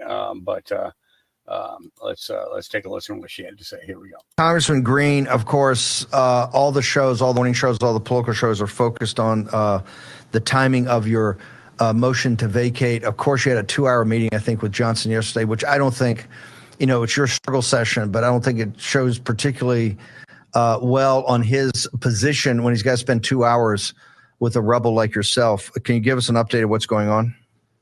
Yes, absolutely, Steve. And thank you for having me on the show today. After I left the meeting yesterday, I went out to the press and I said, I really don't have any comments to give. We had a long discussion and I, expressed my resolve, how I've been patient. And I have been. And the American people have been patient. They voted and gave Republicans the majority in 2022 for a reason, because they are fed up with the destructive Democrat agenda. But here's the reality. I didn't give my demands out publicly, but somehow they've gotten leaked all over the press today. Went in simply asking for 4 simple things. The easiest one that we can ask from our Republican elected speaker is that he obey the Hastert rule, which means no bills are brought to the floor unless the majority of the majority, which is the majority of Republicans, support it. And that's it. It's very simple. That goes to my next request. No more funding for Ukraine. No funding for Ukraine, period. And had he obeyed the Hastert rule, guess what? $61 billion would not have gone to Ukraine. There needs to be peace. There needs to be peace talks in Ukraine. This needs to stop. Over 70% of Americans do not support funding the Ukraine war. And if Speaker Johnson had obeyed the majority of Republicans, guess what? That wouldn't have happened. So there, my second request is simple, and it's already supported by the conference. My third request is very serious, and this is my number one request. We are fed up with the weaponized government, the weaponized Department of Justice that is being used as Joe Biden's campaign arm. We saw Special Counsel Robert Mueller. We saw that witch hunt against President Trump and the lies of Russian collusion. And now we've seen it again with Jack Smith, who, with the FBI tampering with evidence and completely setting the stage for a fake trial and fake prosecution against President Trump. And now the American people are being forced to pay for the Department of Justice and the special counsel, Jack Smith. I want it ended. I want the entire special counsel defunding, and I want it to end. And I think our Republican speaker can make that happen. And I think our Republican conference can make that happen, because Donald Trump is our Republican presidential nominee. The press and the Democrats didn't want Hunter Biden's laptop out when Joe Biden was the presidential nominee and he was running for president. And so I think it's an easy case to make. No more fake trials, no more witch hunts. Stop Jack Smith prosecution. Stop all funding to the Department of Justice that is pursuing political prosecutions against President Trump. That's the third one. The fourth one is this, Steve, and I think this is very reasonable. We're going to be doing 12 separate appropriation bills, and I think that's the right thing to do. I fully support that, and that is how it should be done in Congress. Now, if Speaker Johnson can't get those bills passed with Chuck Schumer, We aren't going to have an omnibus that Chuck Schumer wrote rammed down our throat. We are not going to do that again. We were only given one page to read over 1 day to read over 1,000 pages. And we were handcuffed and not allowed to give any amendments to that. That will never happen again. That will not be tolerated in our Republican conference. Here's what I want. Okay. If we don't get our 12 separate appropriation bills, we'll have to do a 1% cut to spending, or we won't do anything at all. Okay, so let me just summarize. You've got to have the Hastert rule, majority, but you've asked for no funding of Ukraine, total shutdown of the special counsel and everything related to Jack Smith, and I think that would roll through Colangelo and what's happening in New York. And you're basically saying you got to commit now to shut the government down at midnight on 30 September of this year, 30 days before an election. So the reason your demands were out, he leaked them immediately to show, oh, she's so crazy. Here's what she's asking for. Understanding he'll never be able to give up that to you because that would make you essentially speaker and not Hakeem Jeffries. What day are we going to call? What day are we calling the vote? So just so I can move the ball forward, because I agree with all these, and I get about 20 others, including he's got to deny what he's going to unwind and go back to the pre-McCarthy days. Even Kevin McCarthy gave us the accountability and the transparency. He told the donors Sunday night he's going to undo that. So given this, and if he does this, then you're the speaker. If he goes on the motion to vacate, Hakeem Jeffries tells in 60 Minutes he's the speaker.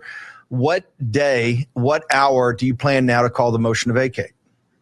Well, Steve, you're nailing the subject to the wall, and this is what War Room and this is what people all over the country are screaming for. They want to see this vote because this vote will expose the uniparty. I walked into Johnson's office yesterday, and I'm going back at 12:30 with very simple demands, the easiest things to ask for.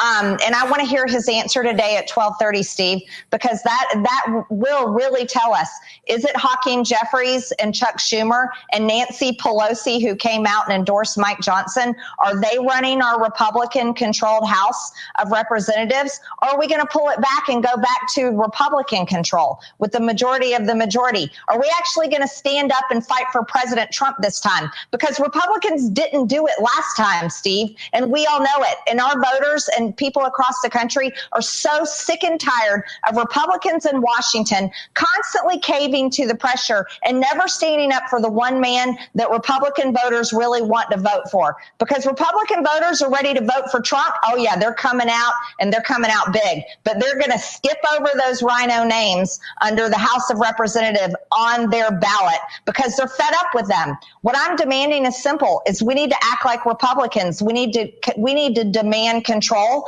and we need to stop the government from being used for politics. This isn't hard. This is not complicated. And we'll see how that meeting goes at 12:30. I have high expectations, and they have to be met in full. There is no middle ground. There is no compromise. And Steve, we'll see what he comes out with.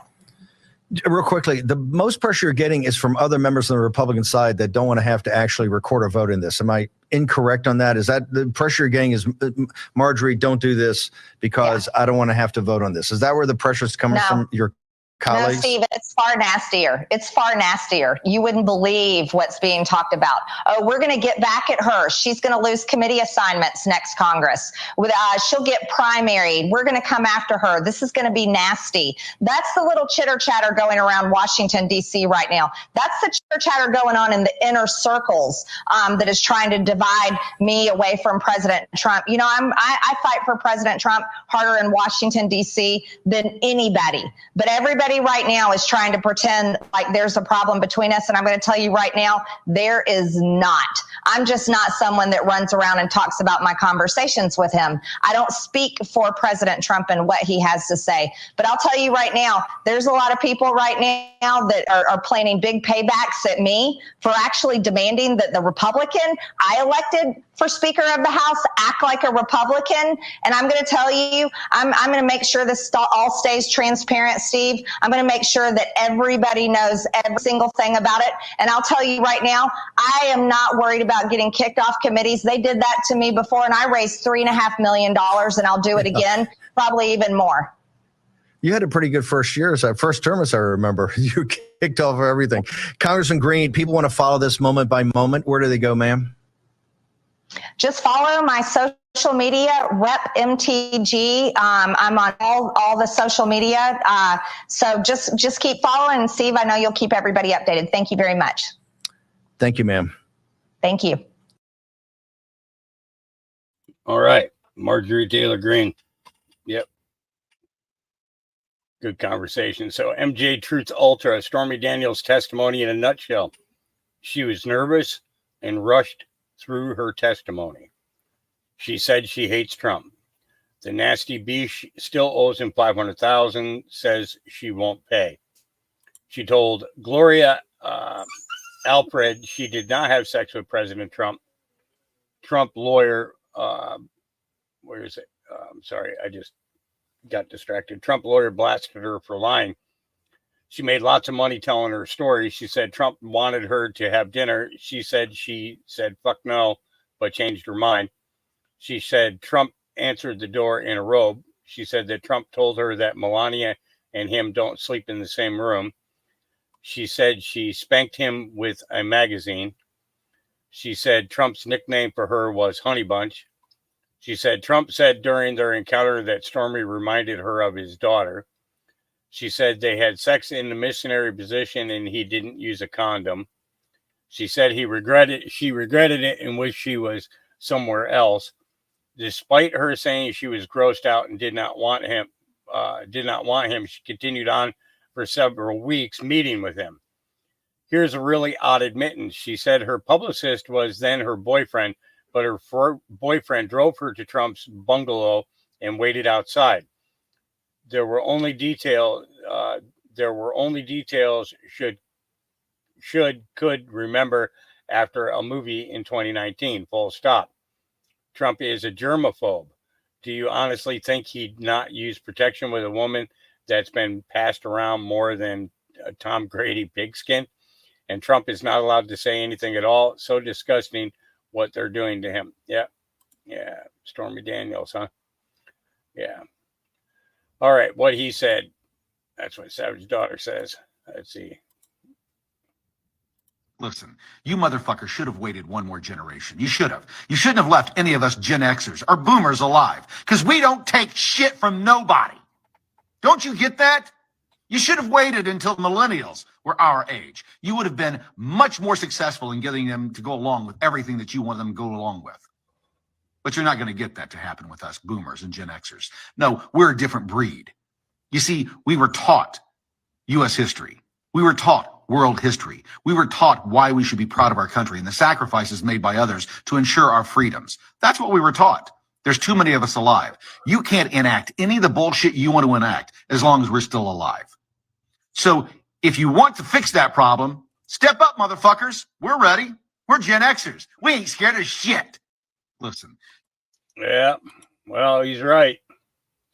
He's right. We're at that point, right? Yeah. This case is falling apart. Former president right now, he did want this opportunity to talk, and he's got it. So this was a very big day, a very revealing day. As you see, their case is totally falling apart. They have nothing on books and records, and even something that should bear very little relationship to the case. It's just a disaster for the DA, for the Soros-backed DA. It's a disaster. This whole case is just a disaster. If you read the legal scholars, you'll see, because they're writing about it, they've never seen anything quite like it. And neither have I. I should be out campaigning right now. We're leading in all the polls. I'd like to be campaigning. We'll be leading by a lot more. But I just want to appreciate the job you're doing. It's not easy standing there all day waiting, but you're hearing the same things that we're hearing. On another matter, as you know, it's Biden's backers that seem to be funding what's going on with the Palestinians. They're probably not Palestinians, they're agitators, bad agitators, really bad. And I think our government ought to find out who they are, where they're from, and treat them the same way as they do the J6 hostages. You got to treat them the same way. These are agitators. They're really hurting our country. It's happening all over the country in cities. So what happened last night at the Metropolitan Museum, these are agitators. And in some of the colleges, I think it's about 20% student and 80% others. So this is a big problem, and they better nip it on the bud. And it's a problem from the left, not from the right. This is a problem from the left. And I hope you're going to stress that. The economy is not doing well. You see inflation is through the roof. They're not going to be able to lower interest rates. If they do, it's purely political. But it'll be very bad if they do from the standpoint of getting rid of inflation. You have to get rid of the inflation. Inflation, as you probably have heard me say, it's a country buster. It busts countries, and it has for 1,000 years. You go back and you look at old-time Germany, you look at a lot of countries that went through the kind of inflation we're going through, and they're busted. They are just broken up in many cases into little pieces, and that's what could actually happen to us. So we have to get inflation under control. We have to get prices down so that people can breathe, that people can live, so they can live. But again, this was a very revealing day in court. Any honest reporter would say that. I would recommend you read Jonathan Turley and Andrew McCarthy and Alan Dershowitz, Greg Jarrett, Mark Levin, very talented people, and others. And others. There's some incredible people out there that are writing about this trial. They're calling it a disgrace. It's a disgrace. In the meantime, I'm stuck. I'm here. Instead of being in Georgia, instead of being in New Hampshire, instead of being in Wisconsin, and all the different states that we wanted to be in, we're not able to be there because we're stuck in this trial, which everyone knows is a hoax. Thank you very much. Thank you. What are we doing today? Should there still be a mistrial? Why is the case a disaster? Yeah. I just love how these You never reporters know if wait he'll, till he's say walking anything away. in response to questions thrown at him here. You know, the questions that they throw at him when he's walking away, you know, it always makes me giggle. All right. I mean, therefore I am says this man is telling God's honest truth. I mean, tell me one motherfucking thing. Why the fuck are y'all still want to support Joe Biden? Out of all the shit that he got going on, you know what I'm saying? Now you talking about banning Lyft. You talking about banning Uber Eats. You talking about banning DoorDash. You know what I mean? You want to take away the very thing that helped most of us make it. You know what I'm saying? We tired of surviving. We want to thrive now. And we can't do it with this old motherfucker in office. And y'all don't need to vote for this motherfucker. And for some reason, every time I talk to a Biden supporter, they always got something to say in defense of this man. They make excuses for him. And they always talking about, if it wasn't for Trump, then this and that and the third would have never happened. You stupid motherfuckers. They right in front of your face doing what the fuck they want to do to you. And this is what you do. Come on now. But at the end of the day, if you want to be with this man when it go down, when the Civil War pop off, then just know you're going to be treated accordingly. Just know that. Because I'm telling you, I will lose my mind if this man get another 4 years. You got Obama behind him. So now it's like it's a third term for Obama. That's exactly what it is now. But this shit here has gotten out of hand. And y'all need to step up and make something happen. For real, for real. You know what I'm saying? Because whatever coming, I'm ready for it. And that's all I got to say about that. Right on, brother. Right on. Yep. Scott Lebedo. Here we go. I know there's some of you out there right now at this moment saying, well, I'm not going to vote for Donald Trump now. I might have, but after what Stormy Daniels said, what happened with them, I'm not voting for him now. I want to talk to you assholes. Okay? First of all, that's personal. That shouldn't even been mentioned. She went too far. And the fucking jerk-off Dick Judge and the Dick DAs and all them, they like pushed it because they're trying to destroy this man. Now they're using humiliation because nothing else is working. Let me fill you assholes in on a little something. You can't destroy this man or humiliate him. You know why? Because of us. Because of this group of patriots that are going to bring this country back with Donald Trump leading, regardless, no matter what you do to him. So I want to tell you assholes who made that decision today not to vote for him because of what this bimbo fucking said. I want you to do me a favor. You don't have to like me. Just do me one favor. Just spin around. Eyes open. Spin around. Look at your surroundings in your life. Everything, family, business, economy, everything, the world falling apart. And you tell me that you're going to vote for the same fucking jerk off that caused all of the hell around your fucking life 360 because Donald Trump and this woman, but you are a bunch of jerk offs. Well, I don't think I could have said it any clearer. And I'm actually really surprised that he didn't drop a whole lot more F-bombs in that. You know, I think I found a new favorite account. Wow, he brings the fire. Long day for us, has it not been? Glad you're still scrolling. It's my last one of the night. We'll see if I still have an account in the next week, but let's keep going. For now, there's a lot of you that agree with me a lot of things that I say. A lot of you disagree on one specific topic, healthcare. Let's clarify. Remember, if you're on my page and you've been scrolling long enough, or you've been going through, I have videos here. So you're either choosing to just acknowledge those videos or you don't care. I've clarified. You can have healthcare. Your government cannot provide healthcare. But we want them to. Other governments can. Other places. No.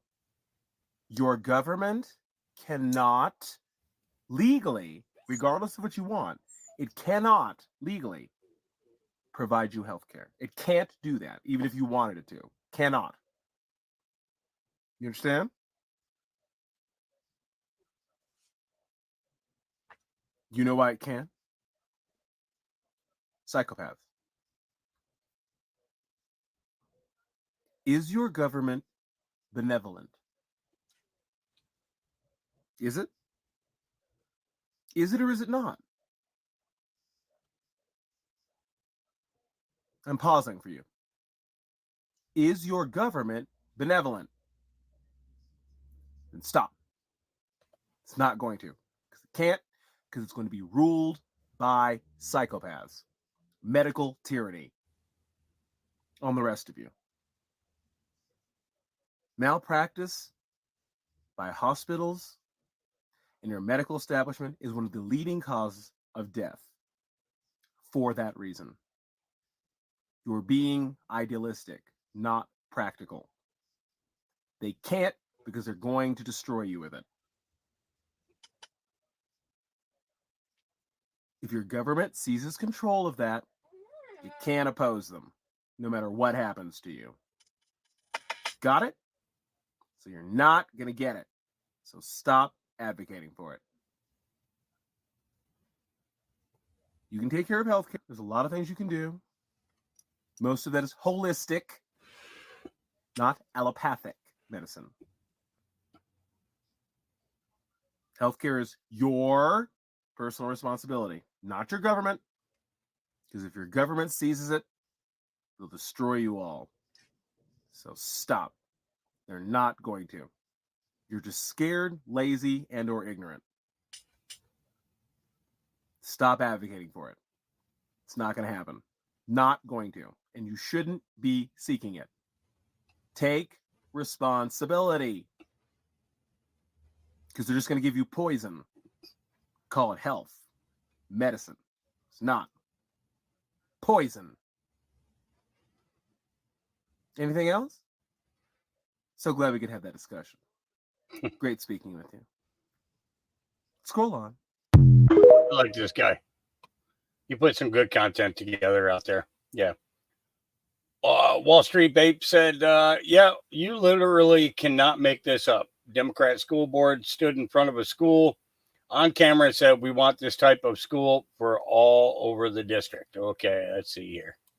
This is the school where the Chicago Teachers Union kicked off their 2024 agenda. They picked it because, in their words, we want this type of school all over the district. That struck me as odd because what they didn't tell you is that last year, not one student at this school tested proficient in reading or math, and 80% of students are chronically absent. Richards Career Academy uses the sustainable community school model. Right now, there are 20 citywide, even though they're massively underperforming. Chicago public schools average 26% of students reading at grade level. But with this model, the average was only 4% for 11th graders tested last year.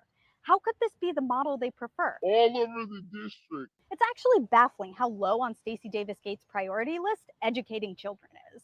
This is the school where the Chicago teacher. Yep.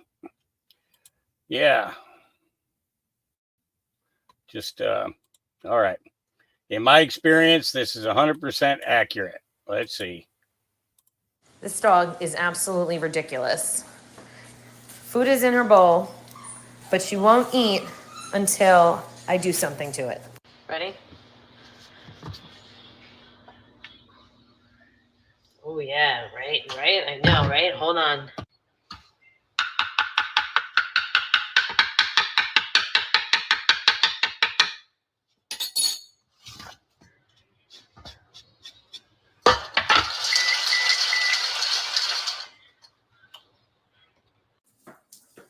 Wow, look at this meal. Wow, that's delicious. Gourmet. Honestly, super ridiculous. She literally thought I just chopped her up a gourmet meal. Spoiled brat. What are we going to do with these dogs? I have no idea.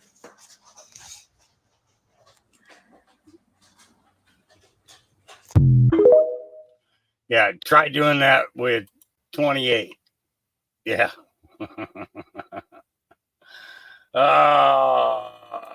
Nick Alviar says, Here's a a very- very simple rule for life. Another grand slam by Julian D. Medier. Yeah, whatever his name is. Here we go.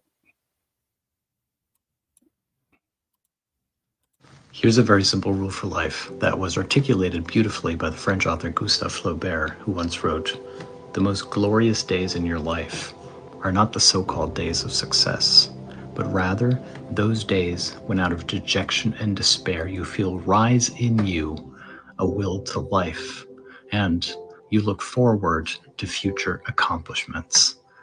And I think that's so important. Essentially what he meant is that what matters most in life is not whether or not you're succeeding, but whether or not you're willing to persist.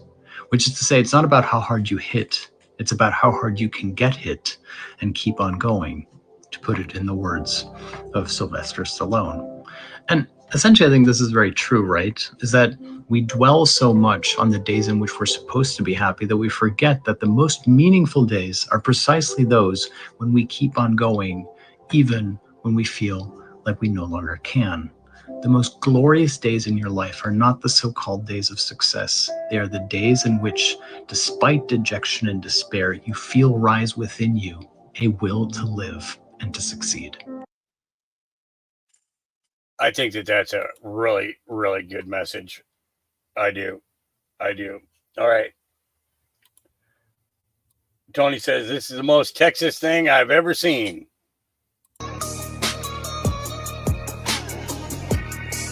Hey, bitch, I'm from Texas, where we still riding swangers and put diamonds in our niggas. Pour drink inside my lemonade till it look like a Pepsi. See, I come from the D where we got shades and we be flipping.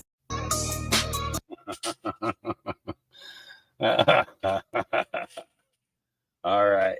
Let's keep going here. Journalism is a scam. The legacy media is a scam. Awards are a scam. The citation for the Pulitzer Prize in Journalism for National Reporting, for a distinguished example of reporting on national affairs, awarded to staffs of the New York Times and the Washington Post for deeply sourced, relentlessly reported coverage in the public interest that dramatically furthered the nation's understanding of Russia interference in the 2016 election and its connections to the Trump campaign, the president-elect's transition team, and his eventual administration. Congratulations to the New York Times and the Washington Post.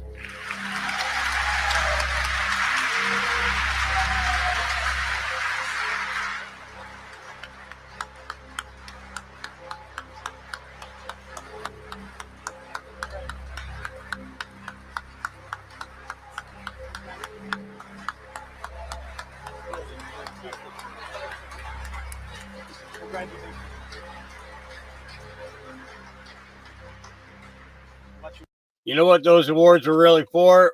For being the best liars in media. Yeah. Ingersoll Lockwood 50624, whose WHO soft launch MSM to focus on disease X cows H5N1 modified on 662 plus 4 6, attempting another lockdown in the coming months. IL ponders, or Ingersoll Lockwood ponders, and it's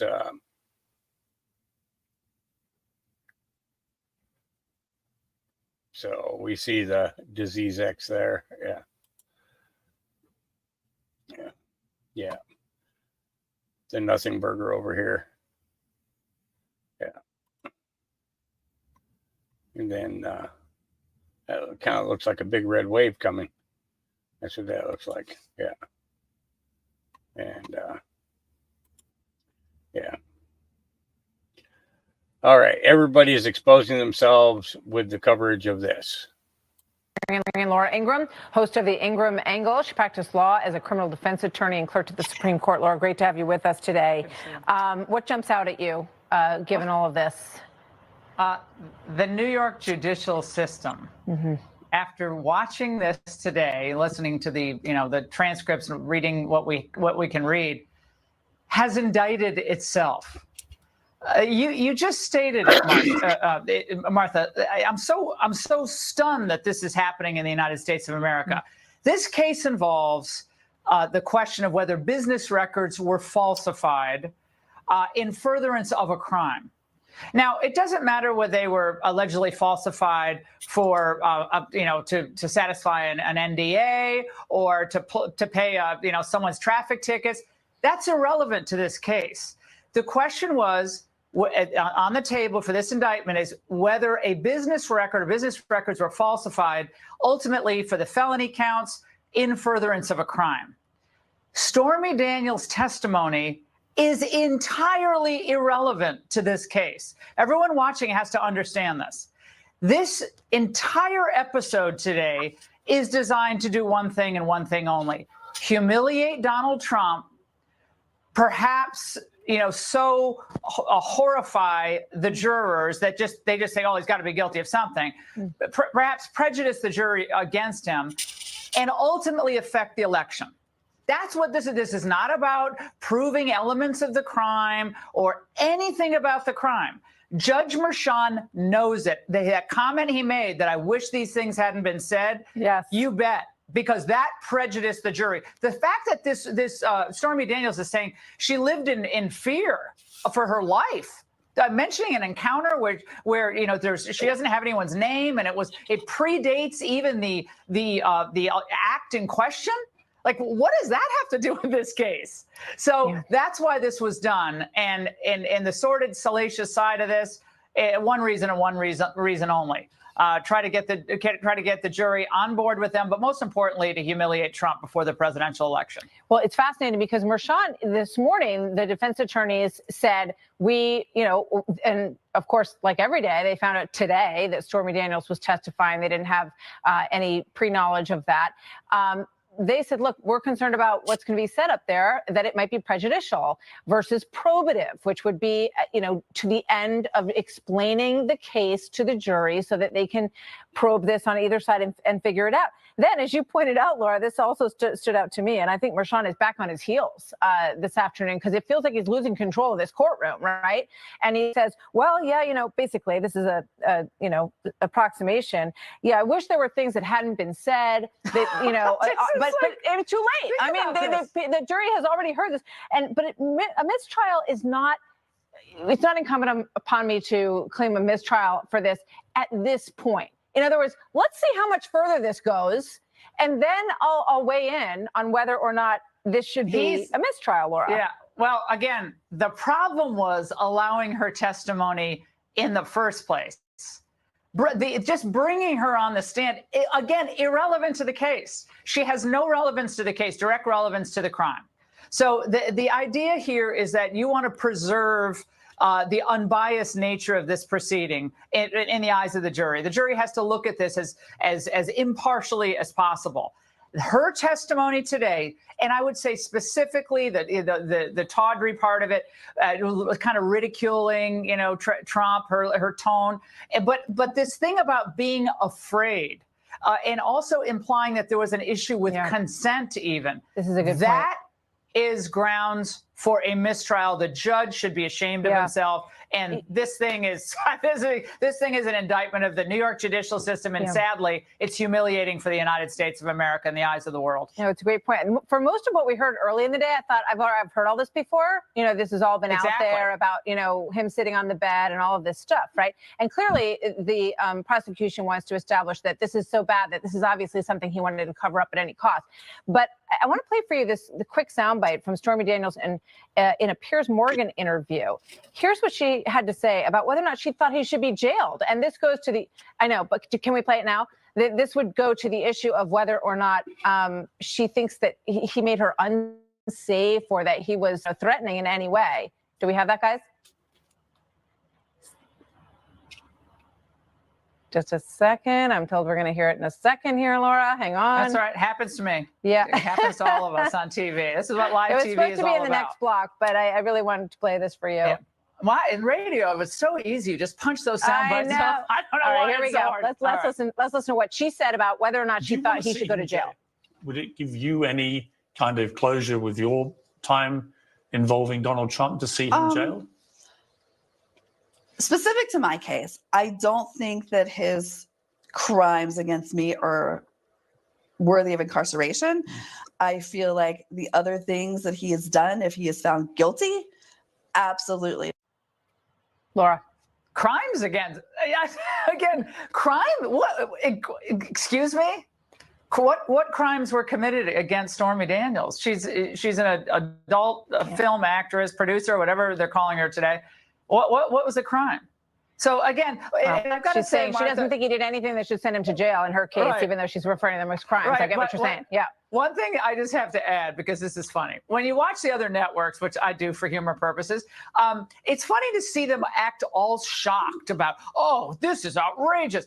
I mean, these people, we had the bimbo eruptions with Bill Clinton, right? We had Hillary Clinton destroying evidence. We had Hunter Biden with all of his, alleged wrongdoing, business and otherwise. I mean, and this was all excused. Now, this Stormy Daniels comes to town, and everyone's acting like this is the Oscars, the Super Bowl, and everything else combined. I think it's hilarious. Everybody's exposing themselves in the way they're covering this. Thank you so much. Great to see you. Good We'll to see you see you. tonight on The Anchor. Yeah, just more stuff. There's a reporter that works with Laura Loomer confronts Maxine Waters in regards to her comment in regards to MAGA extremists in the hills training for war. Good morning, Congresswoman. Pretty good. What evidence do you have that Trump supporters are quote unquote like hanging out in the hills, getting ready to attack democracy, like what you said on MSNBC? What'd you say? You said on MSNBC the other day that Trump supporters were hanging out in the hills, getting ready to attack our democracy? Yes. What evidence of that do you have? Well, someone called me who said he was a part of it and was mad at me because I found out about it. But like, can you present some evidence? Threatened to Because kill me, and as they like recorded it. someone from a MAGA country saying we're up in the hills is kind of offensive.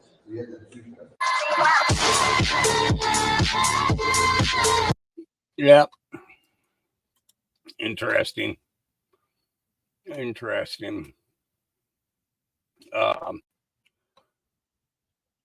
Oh, here we go. I learned as a young activist on my college campus the power of when you can use voices to get businesses to change their policies, great things can happen. And I'm referring to, and I'm this old, we were fighting apartheid back in the 70s. And I, as head of student government and representative of the board of trustees, we decided that our university should no longer be investing in companies that are doing business in South Africa because you're supporting apartheid. It was a nationwide movement starting on college campuses. When we got our universities to feel the shame to divest their holdings, all of a sudden it started collapsing. They began pulling out of South Africa. That's how few committed people, activists, can make a difference. I learned as a young. Yeah. Yep. All right. Climate change hoax. Listen to every incorrect climate-related prediction doomsday climate have gotten wrong over the last 50 years. Here we go. Did you ever wonder about the environmental predictions that never came true? It's quite a fascinating journey when we look back and see what we believed would be the end of our world. Turn the clock back to the 1960s. The prediction of the day was that we would run out of oil in 10 years, a fear that sent ripples throughout the world, leading governments to impose new taxes, supposedly to fund alternatives and save the remaining oil. Fast forward to the present, and it's clear that this prediction, while alarming, never came to pass. Next stop, the 1970s. The threat this time, an impending ice age expected to arrive in 10 years. Again, the panic button was hit, and taxes were raised to supposedly fund research and solutions to this chilling prediction. Yet, the feared ice age never came, and those taxes? Well, they never left. Moving on to the 1980s. The buzzword was acid rain. The narrative was that acid rain was going to destroy all our crops in 10 years. The solution? More taxes, of course, this time to combat this new environmental threat. However, a decade later, our crops were still standing and the acid rain prediction was a distant memory. Next, we hit the 1990s. The ozone layer was the topic on everyone's lips, with claims it would be destroyed in 10 years. Cue the introduction of more taxes to fight this new menace. Yet here we are decades later. And while the ozone layer has had its issues, it's far from destroyed. In the 2000s, the prediction was that the ice cap was going to melt in 10 years. The solution? Yes, you've guessed it, more taxes. Fast forward to today, and while the ice caps are indeed melting, it's at a significantly slower rate than the 10-year deadline that had been predicted. And now, as we stand in 2023, we're told to reduce CO2. The taxes are already here, implemented swiftly as we brace ourselves for another environmental prediction. So what's the common thread here? Every decade an environmental prediction is made, often sparking fear and concern worldwide. Yet each one seems to miss its mark. What doesn't miss, however, are the taxes that follow each prediction. They come, they rise, and they stay. In summary, environmental predictions have been a part of our history for over half a century. Each decade brings a new prediction, a new fear. But as we've seen, these predictions often don't materialize as expected. Yet, the taxes that accompany them are very real, and they have a lasting impact. It's crucial to be aware, to question, and to understand the realities behind these predictions and their subsequent taxes. After all, history, as they say, often repeats itself. Yep, it does. Over and over and over. Remember Y2K? All right. I want you guys to watch this video very, very closely. Okay. The truth is stranger than fiction. V darkness falls.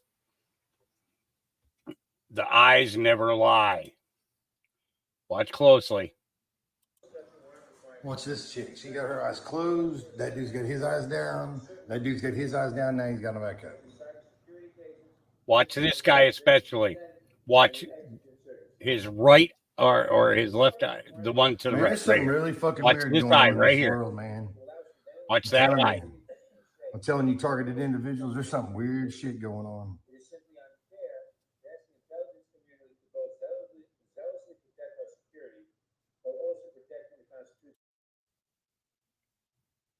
Did you catch that? We back it up.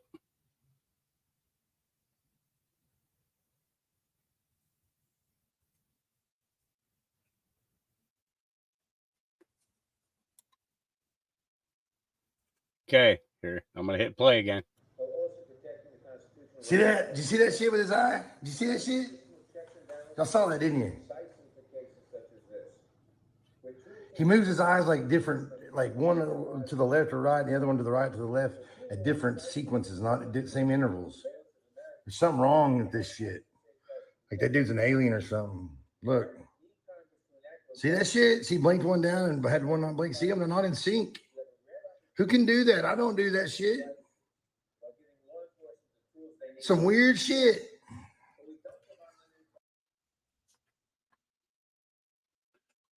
Yeah. Greg, you want the link to that so you can play it on yours and talk shit about it? What's this shit? Hang on, She got I'll her drop eyes the link in the closed. chat That for dude's you. got his eyes down. That There dude's you got go. his eyes down. Now he's got No, black that eyes. was no glass eye. That wasn't no glass eye. That's something else. Yeah. Almost like somebody shapeshifting. Okay, Juanita Broderick. These are not refugees escaping war. These are freeloaders taking food out of your children's mouths. Close the border. Oh, somebody told me they just told them not open. I just came to count.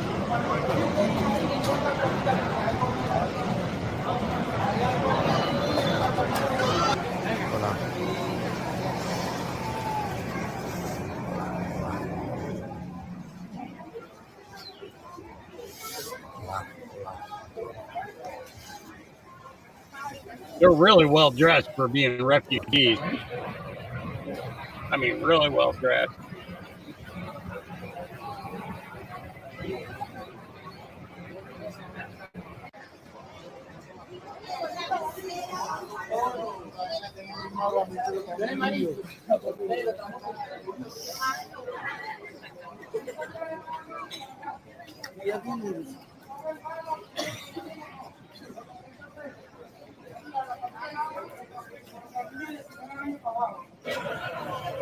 I'd like to know.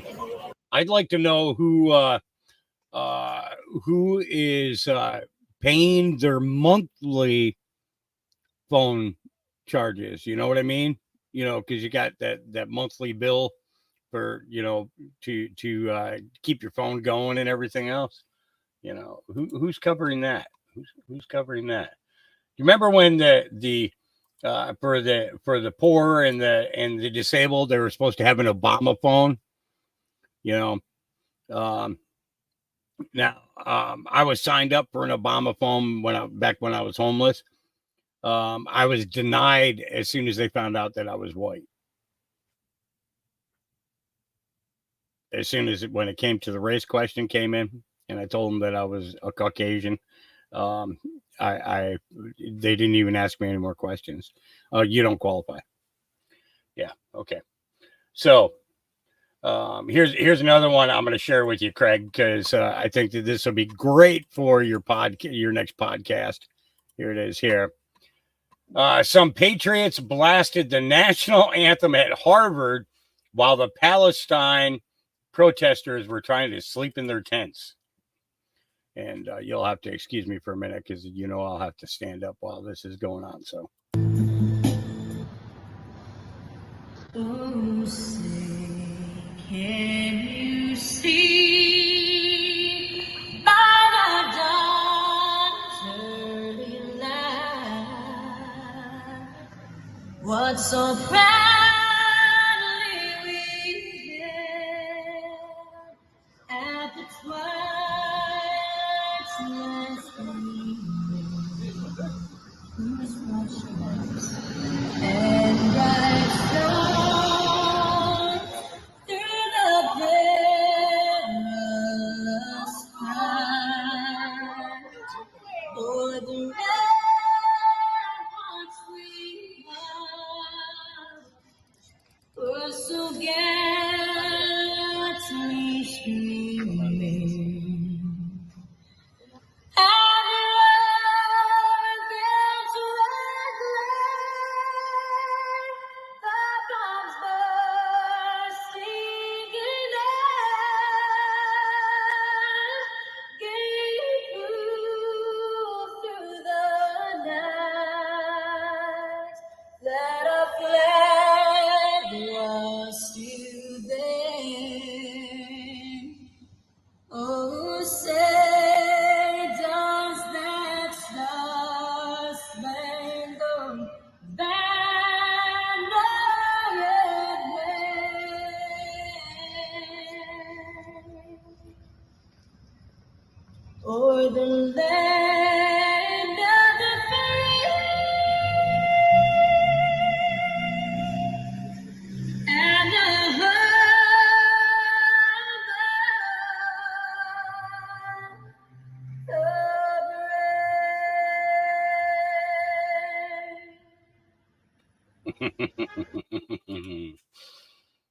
I don't think they're getting much sleep now. I'm not even going to cover this one here because it's just I'm so like done with all that. It's all staged. That's what Shipwreck says. While operating a drone for commercial purposes, a man captured this at Emory University. Students are practicing rioting techniques.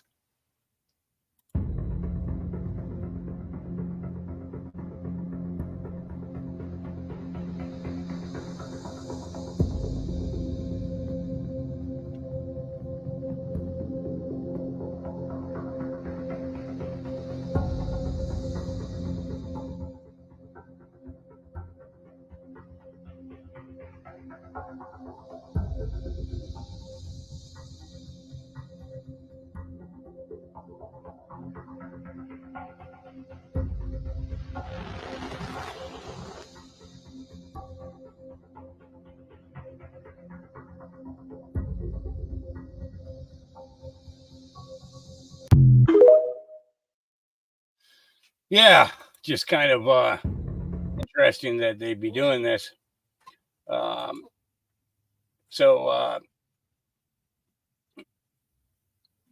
E what a freaking name. I was never interested in UFO aliens until one of Tucker Carlson's interviews on UFOs, where he said it's so dark that he hasn't even told his wife. I understand why he feels that way after digging on this subject. I now believe UFOs and aliens are real, but they are fallen angels.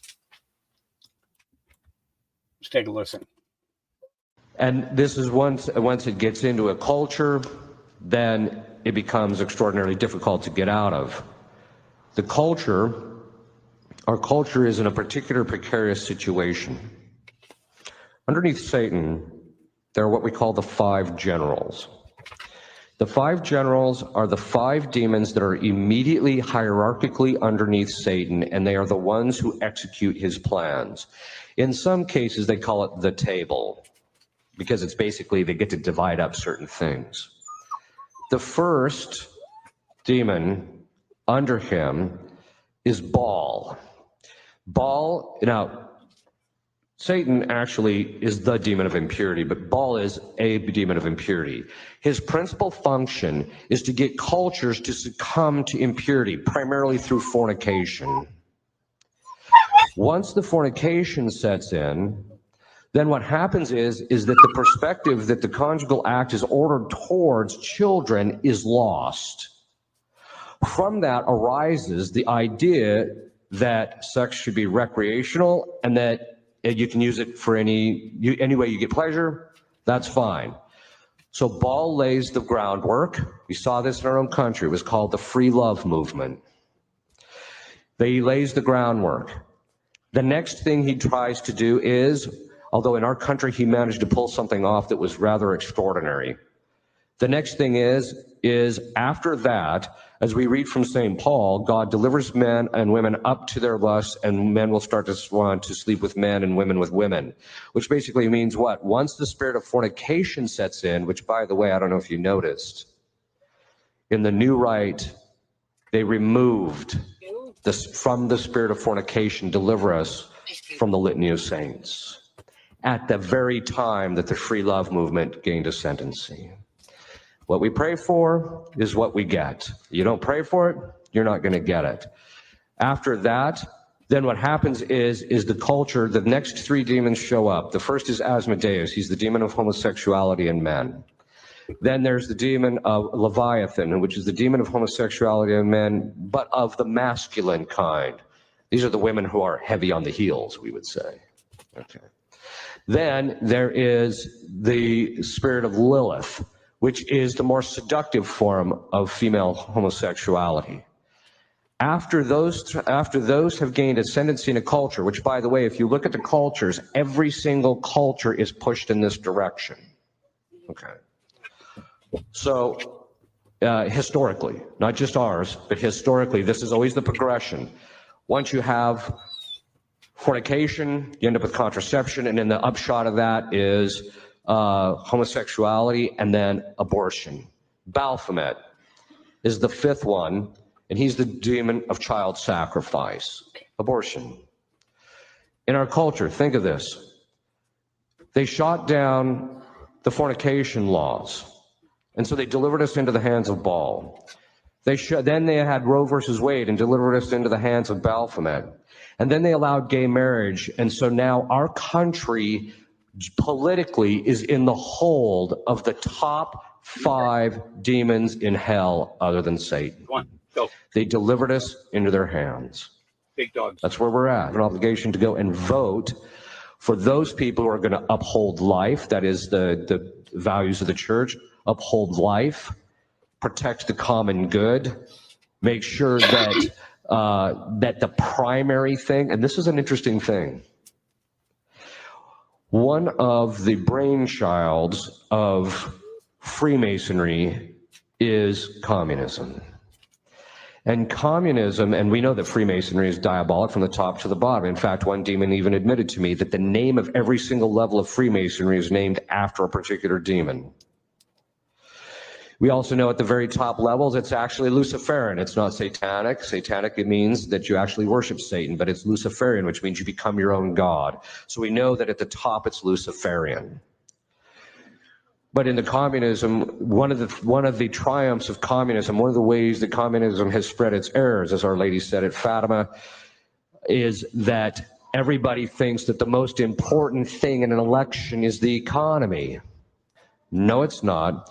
The most important thing in any election is the spiritual and moral welfare of the citizenry.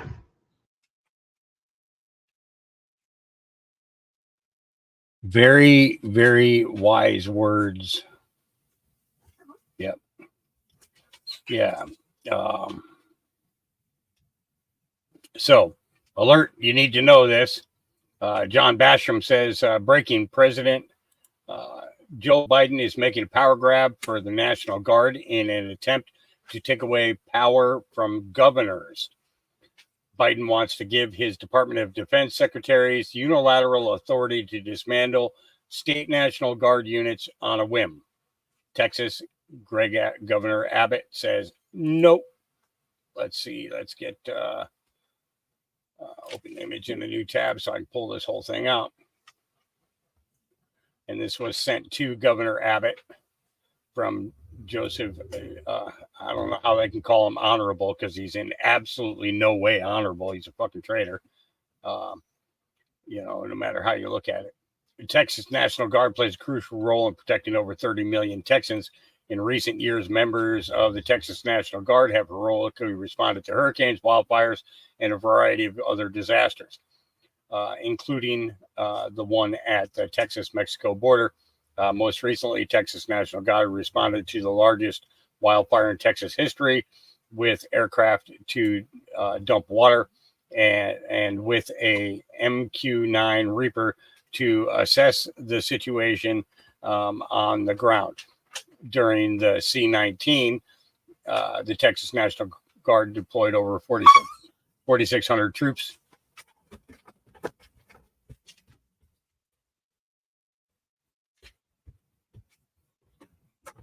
Sorry.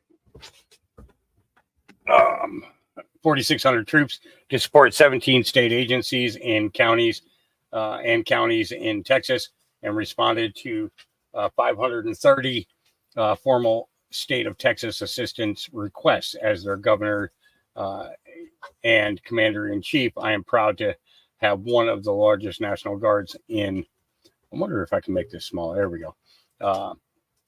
National Guards in the country. Legislative Proposal 480 put forth by the U.S. Department of the Air Force poses an intolerable threat to the Texas National Guard. That proposal will give the Secretary of the Air Force unilateral authority to transfer Air National Guard units to the Space Force without first obtaining gubernatorial consent.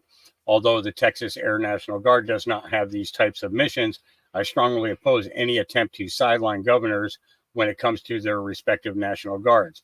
Congress has long required the consent of a governor before units can be transferred out of the National Guard he commands. See 32 USC 104, 10 USC 18238. By departing from this sensible arrangement and allowing the secretaries to dismantle National Guard units on a whim, Legislative Proposal 480 would set a dangerous precedent. Members of the Texas National Guard must always stand ready to respond to natural disasters, civil disturbances, and cartel activity that threaten our way of life. The U.S. Department of the Air Force should retract Legislative Proposal 480. Instead of attempting such a power grab in Congress, the U.S. Department of the Air Force should work with the affected governors to build up the Space Force in a way that is consistent with federal law. Signed, Gregory Abbott.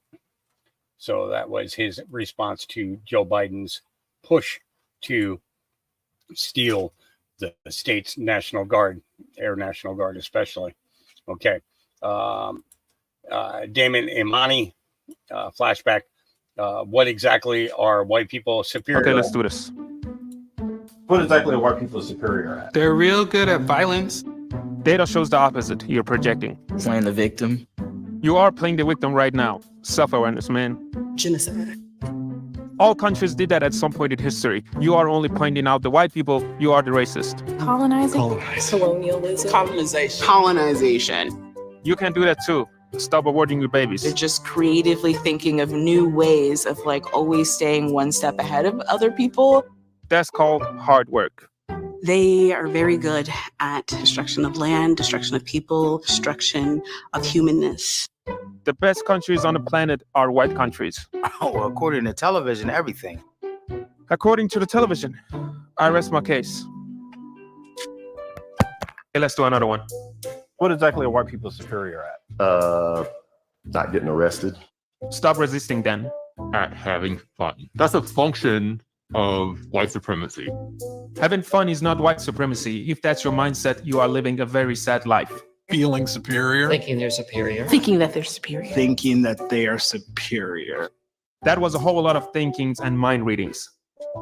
Being fearful of nothing. That's a good thing. Claiming that, they are actually a whole separate race, when actually white DNA comes from the black female. And the black female DNA comes from monkeys if you're into evolution. Therefore, we are all a bunch of monkeys, and so race and racism doesn't exist. Problem solved. Walk into everybody's house and says, oh, this is nice. I'm going to take your shit. What a stupid statement. White people are not superior with anything. I respect your honesty. Yeah.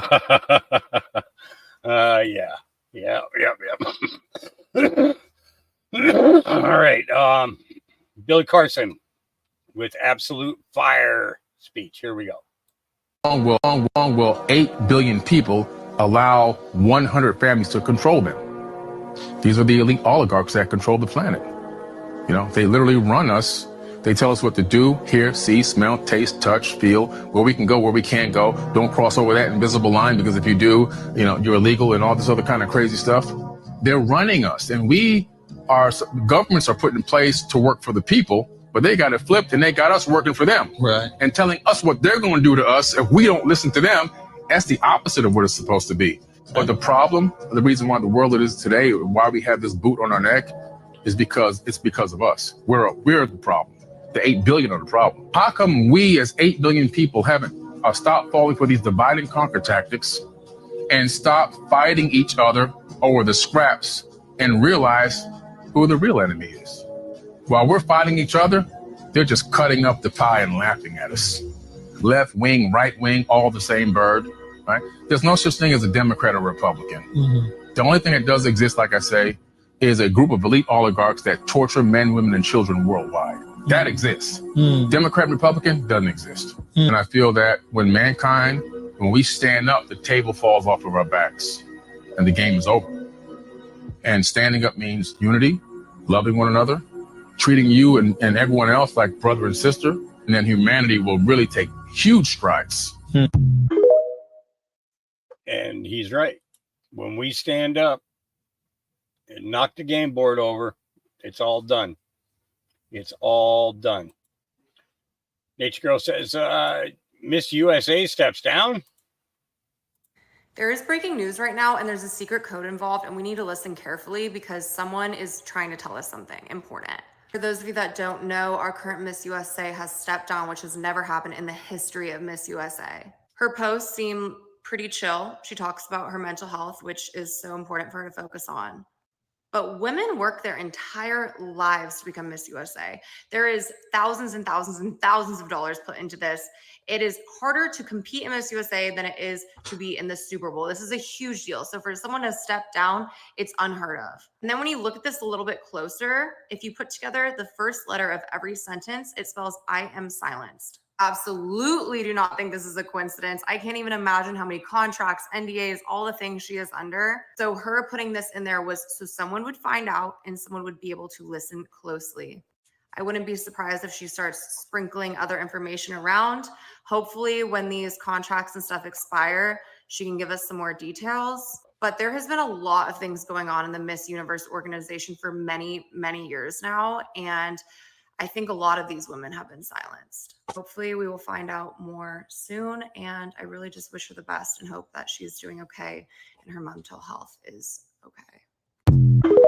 I am silenced. Yep. All right. This drip, drip, drip is about to become a flood. There is some breaking news coming out of the state of Wisconsin. According to news sources, a Wisconsin government employee has been fired from her government job for helping to rig the 2020 presidential election in Joe Biden's favor. Here's what the official report is saying. She printed 64,000 ballots in the back conference room of City Hall, room 501, for the November 3rd, 2020 election. She had city employees and others at the CTCL fill out ballots on the 4th, 6th, and other floors of City Hall. Then kicked out observers around 10 to 10:30 p.m. on November 3rd. Then brought in large amounts of ballots at 1:15 a.m. on November 4th. All illegal, unconstitutional. Number one way, however, the liberals stole the presidential election in 2024. Now, listen to this. We have a documented email from one of her coworkers by the name of Ryan Chu. He wrote on November 4th at 4:07 a.m., "Damn, Claire, you have a flair for drama, delivering just the margin needed at 3 a.m. I bet you had those votes counted at midnight and just wanted to keep the world waiting." Now, remember, up in Wisconsin, President Biden was winning. And then all of a sudden, in the middle of the night, Joe Biden came out ahead like a firework, just shot up. And all of a sudden, he's declared the winner. Now, this woman has been fired. Obviously, this needs to be reported in greater detail, but this could be how Biden had more ballots than Donald Trump. Not more votes, but more ballots. 64,000 extra ballots, according to the news report that I'm reading. Now, in my eyes, this is a high crime that not only needs to be prosecuted, but punished. You and I are dealing with the fallout, the damage, the ramifications, the wars around the world, because Joseph Robinette Biden got more ballots because of this woman. So according to this story, this woman absolutely rigged the election in Joe Biden's favor. Biden is a fake president. Now we're stuck with this piece of crap, and it really pisses me off. Absolutely insane. 64,000 extra ballots that she printed and then got people to fill in. It's all going to come out in the wash, every bit of it. Your subconscious mind is a lot more powerful than you realize. Did you know that your subconscious mind is a lot more powerful than your conscious mind? And it actually controls 95% of your brain activity. Your conscious mind only does 5% of the daily activity, whereas your subconscious does 95% of it. Your conscious mind can only process 40 bits of information per second, versus your subconscious or unconscious mind can do 11 million bits of information per second. Let me just show you those statistics. Pause to read this. It basically states the 40 pieces of information versus the 11 million pieces of information per second. And in this article, you can read that the subconscious mind drives 95% of the human experience versus the 5% of just the daily activities that you do every day of the conscious mind. And if we look at this graph is super important because your conscious mind controls logical thinking, willpower, short-term memory, and critical thinking, versus your subconscious and unconscious mind that control your beliefs, long-term memory, protective reactions, imagination, controls all systems in the body. And this is super important for what I'm about to say next. Programming, and that's super important, emotions, values, intuition, fears, and self-image. Our entire lives, we have been programmed not to listen to our subconscious and our intuition, and to only focus on the 5% of our brain, which is the conscious. And the deletes, the Hollywood, the governments, they program your subconscious, meaning they can control 95% of your brain or your body and your behavior. And it's super important that you have control over your subconscious, because if you don't, it can actually transpire into illnesses in your body or in emotional anxieties and outbreaks and mental illnesses of all sorts. And that is why we're seeing so much of that today. And that is because they are subconsciously, without us recognizing, actually programming us to feel and think certain ways. And the way you can control your subconscious is by being in a quiet place, in a quiet time, meditating, prayer, and listening to your intuition. And why is that important? Well, because hypnosis is actually tapping into your subconscious and talking to it without you even knowing it. But hypnosis can be canceled if you're not near the source of the hypnosis, which is why a lot of people say, just turn off the TV, turn off everything.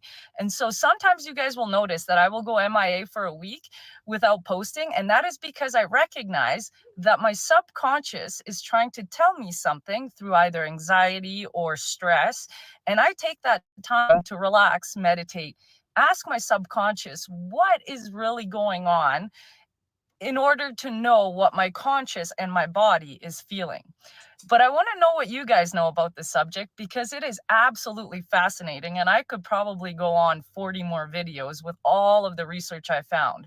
But this is why it is super important to really tap in to yourself, your subconscious, and see what is being programmed into you without you knowing. But you do have the control to unprogram it yourself. But what do you guys think? I think that I have no clue what the hell you just said. Yeah. That's the lady who did the cheating in that state, by the way. Yeah. What are you doing? I don't know. What are you doing? So when people say, what are you doing? You say, things that please me. And they say, toward what end? And you say, pleasure.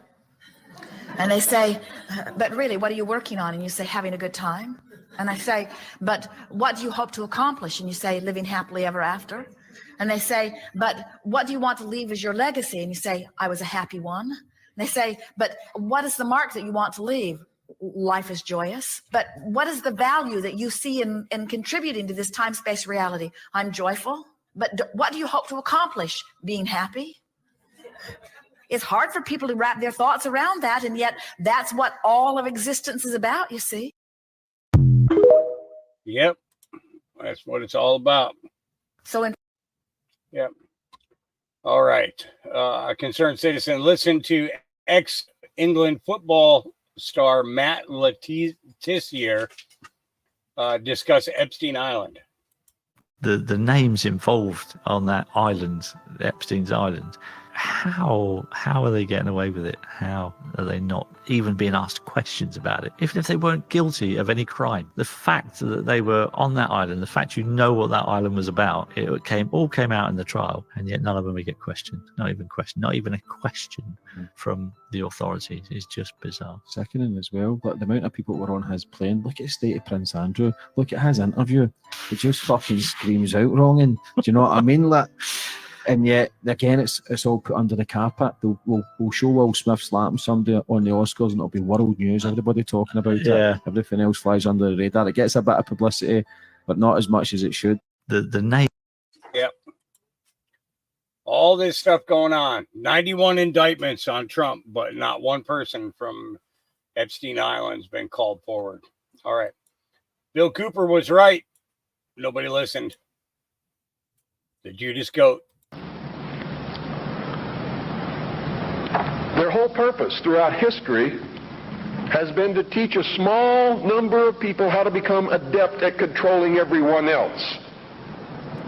Their goal is to destroy all existing religions save theirs, all existing governments save theirs, and shackle the mob in a system of eternal oppressive debt chained to a computer for the rest of their life, in a propagandized world to make them believe that they are happy in this system. Now, do you think they're succeeding? Haven't I described to you just now exactly what is going on in the world today? Yes, they're succeeding. They're succeeding because the American people don't understand their enemy. They don't even know what's happening. There's a method to their madness. There's really not much method to yours, because you're operating from a place of ignorance. And until you change that, you're going to be bumbling around, bumping into each other, saying and doing the wrong things, not understanding the nature of your enemy. And if you don't understand the nature of your enemy and the weapons they use, you cannot fight that enemy. You can't fight the battle. You shouldn't even be on the battlefield. That's why you're losing the war. And don't tell me you're not, because I'm in a place of great knowledge about who's winning and who's losing this war. And I can assure you, you're losing the war. This country was founded by dangerous men. Amen. And the moment the people in this country cease to be dangerous men, it's going to be the day we cease to have a country. And I'm going to tell you right now, unless we can be successful in creating a real free press where the American people get different viewpoints other than those expressed in the establishment-controlled media, there's going to be a civil war in this country, and it's going to come soon. The only thing that can stop it is by waking up vast amounts of sleeping people. Sheeple is what they are. They are following the Judas goat right into the shearing pens, and from there they will go to the slaughter, and they will not know that anything is wrong until they smell the blood of the sheeple in front of them. And he's 100% correct. Just no way around that. So this is where Fulton County DA Fannie Willis refuses to testify before the Georgia Senate Committee.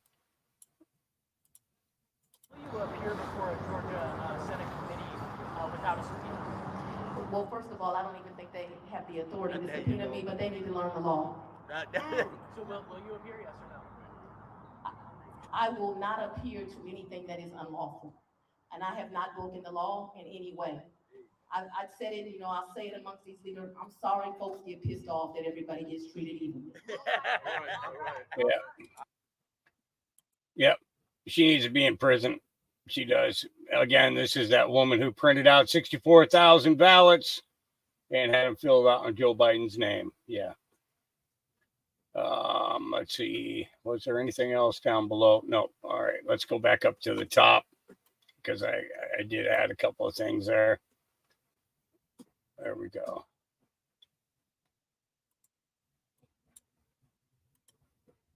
I can't tell you how many times I've been told I shouldn't be a teacher because of my political views. Interesting enough, it's the ones that preach tolerance that say I shouldn't be a teacher because I hold different opinions and views than they do.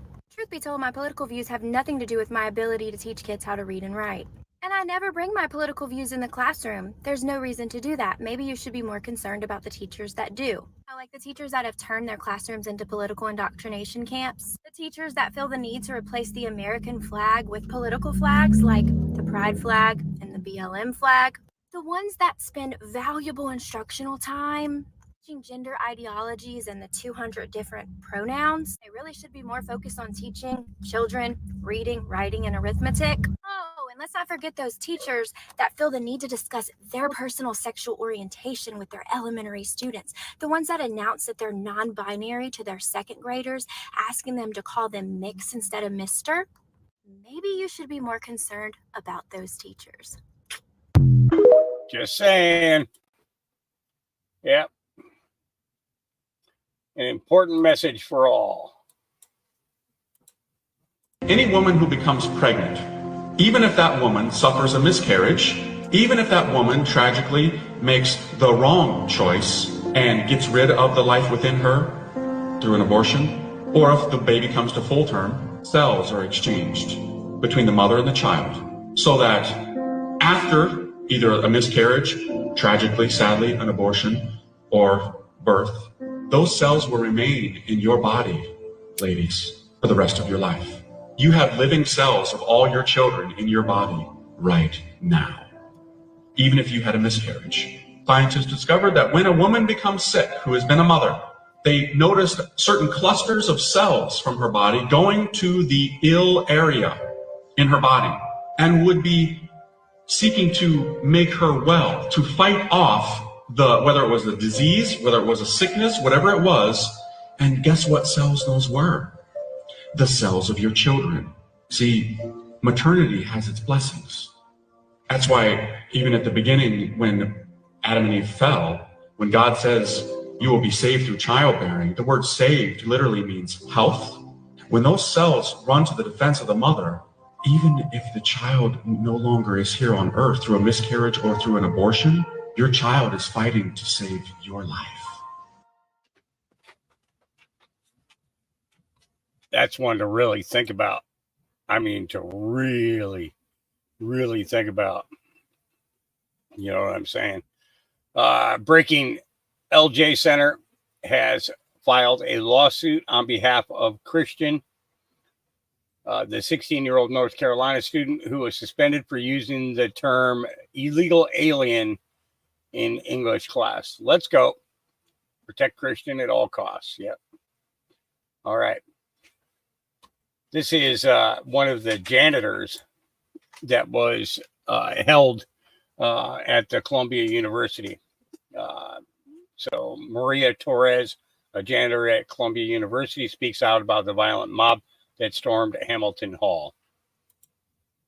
By now, perhaps the most viral image that's come out of the student protest encampments of the past 4 weeks is this one.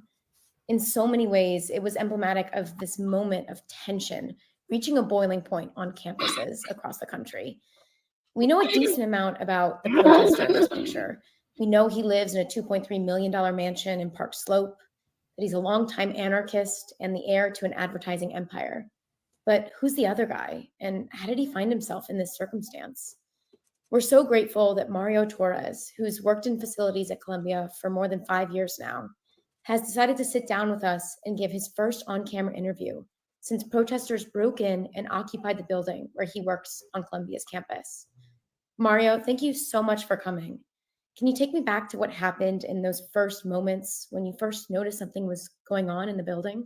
It was normal. I was on the third floor. Initially, I thought it was about five or six students, and I was just trying to kick them out. When I look back, they just multiplied and multiplied. When we first talked, you used this phrase, you said, they multiplied like gremlins. Like gremlins.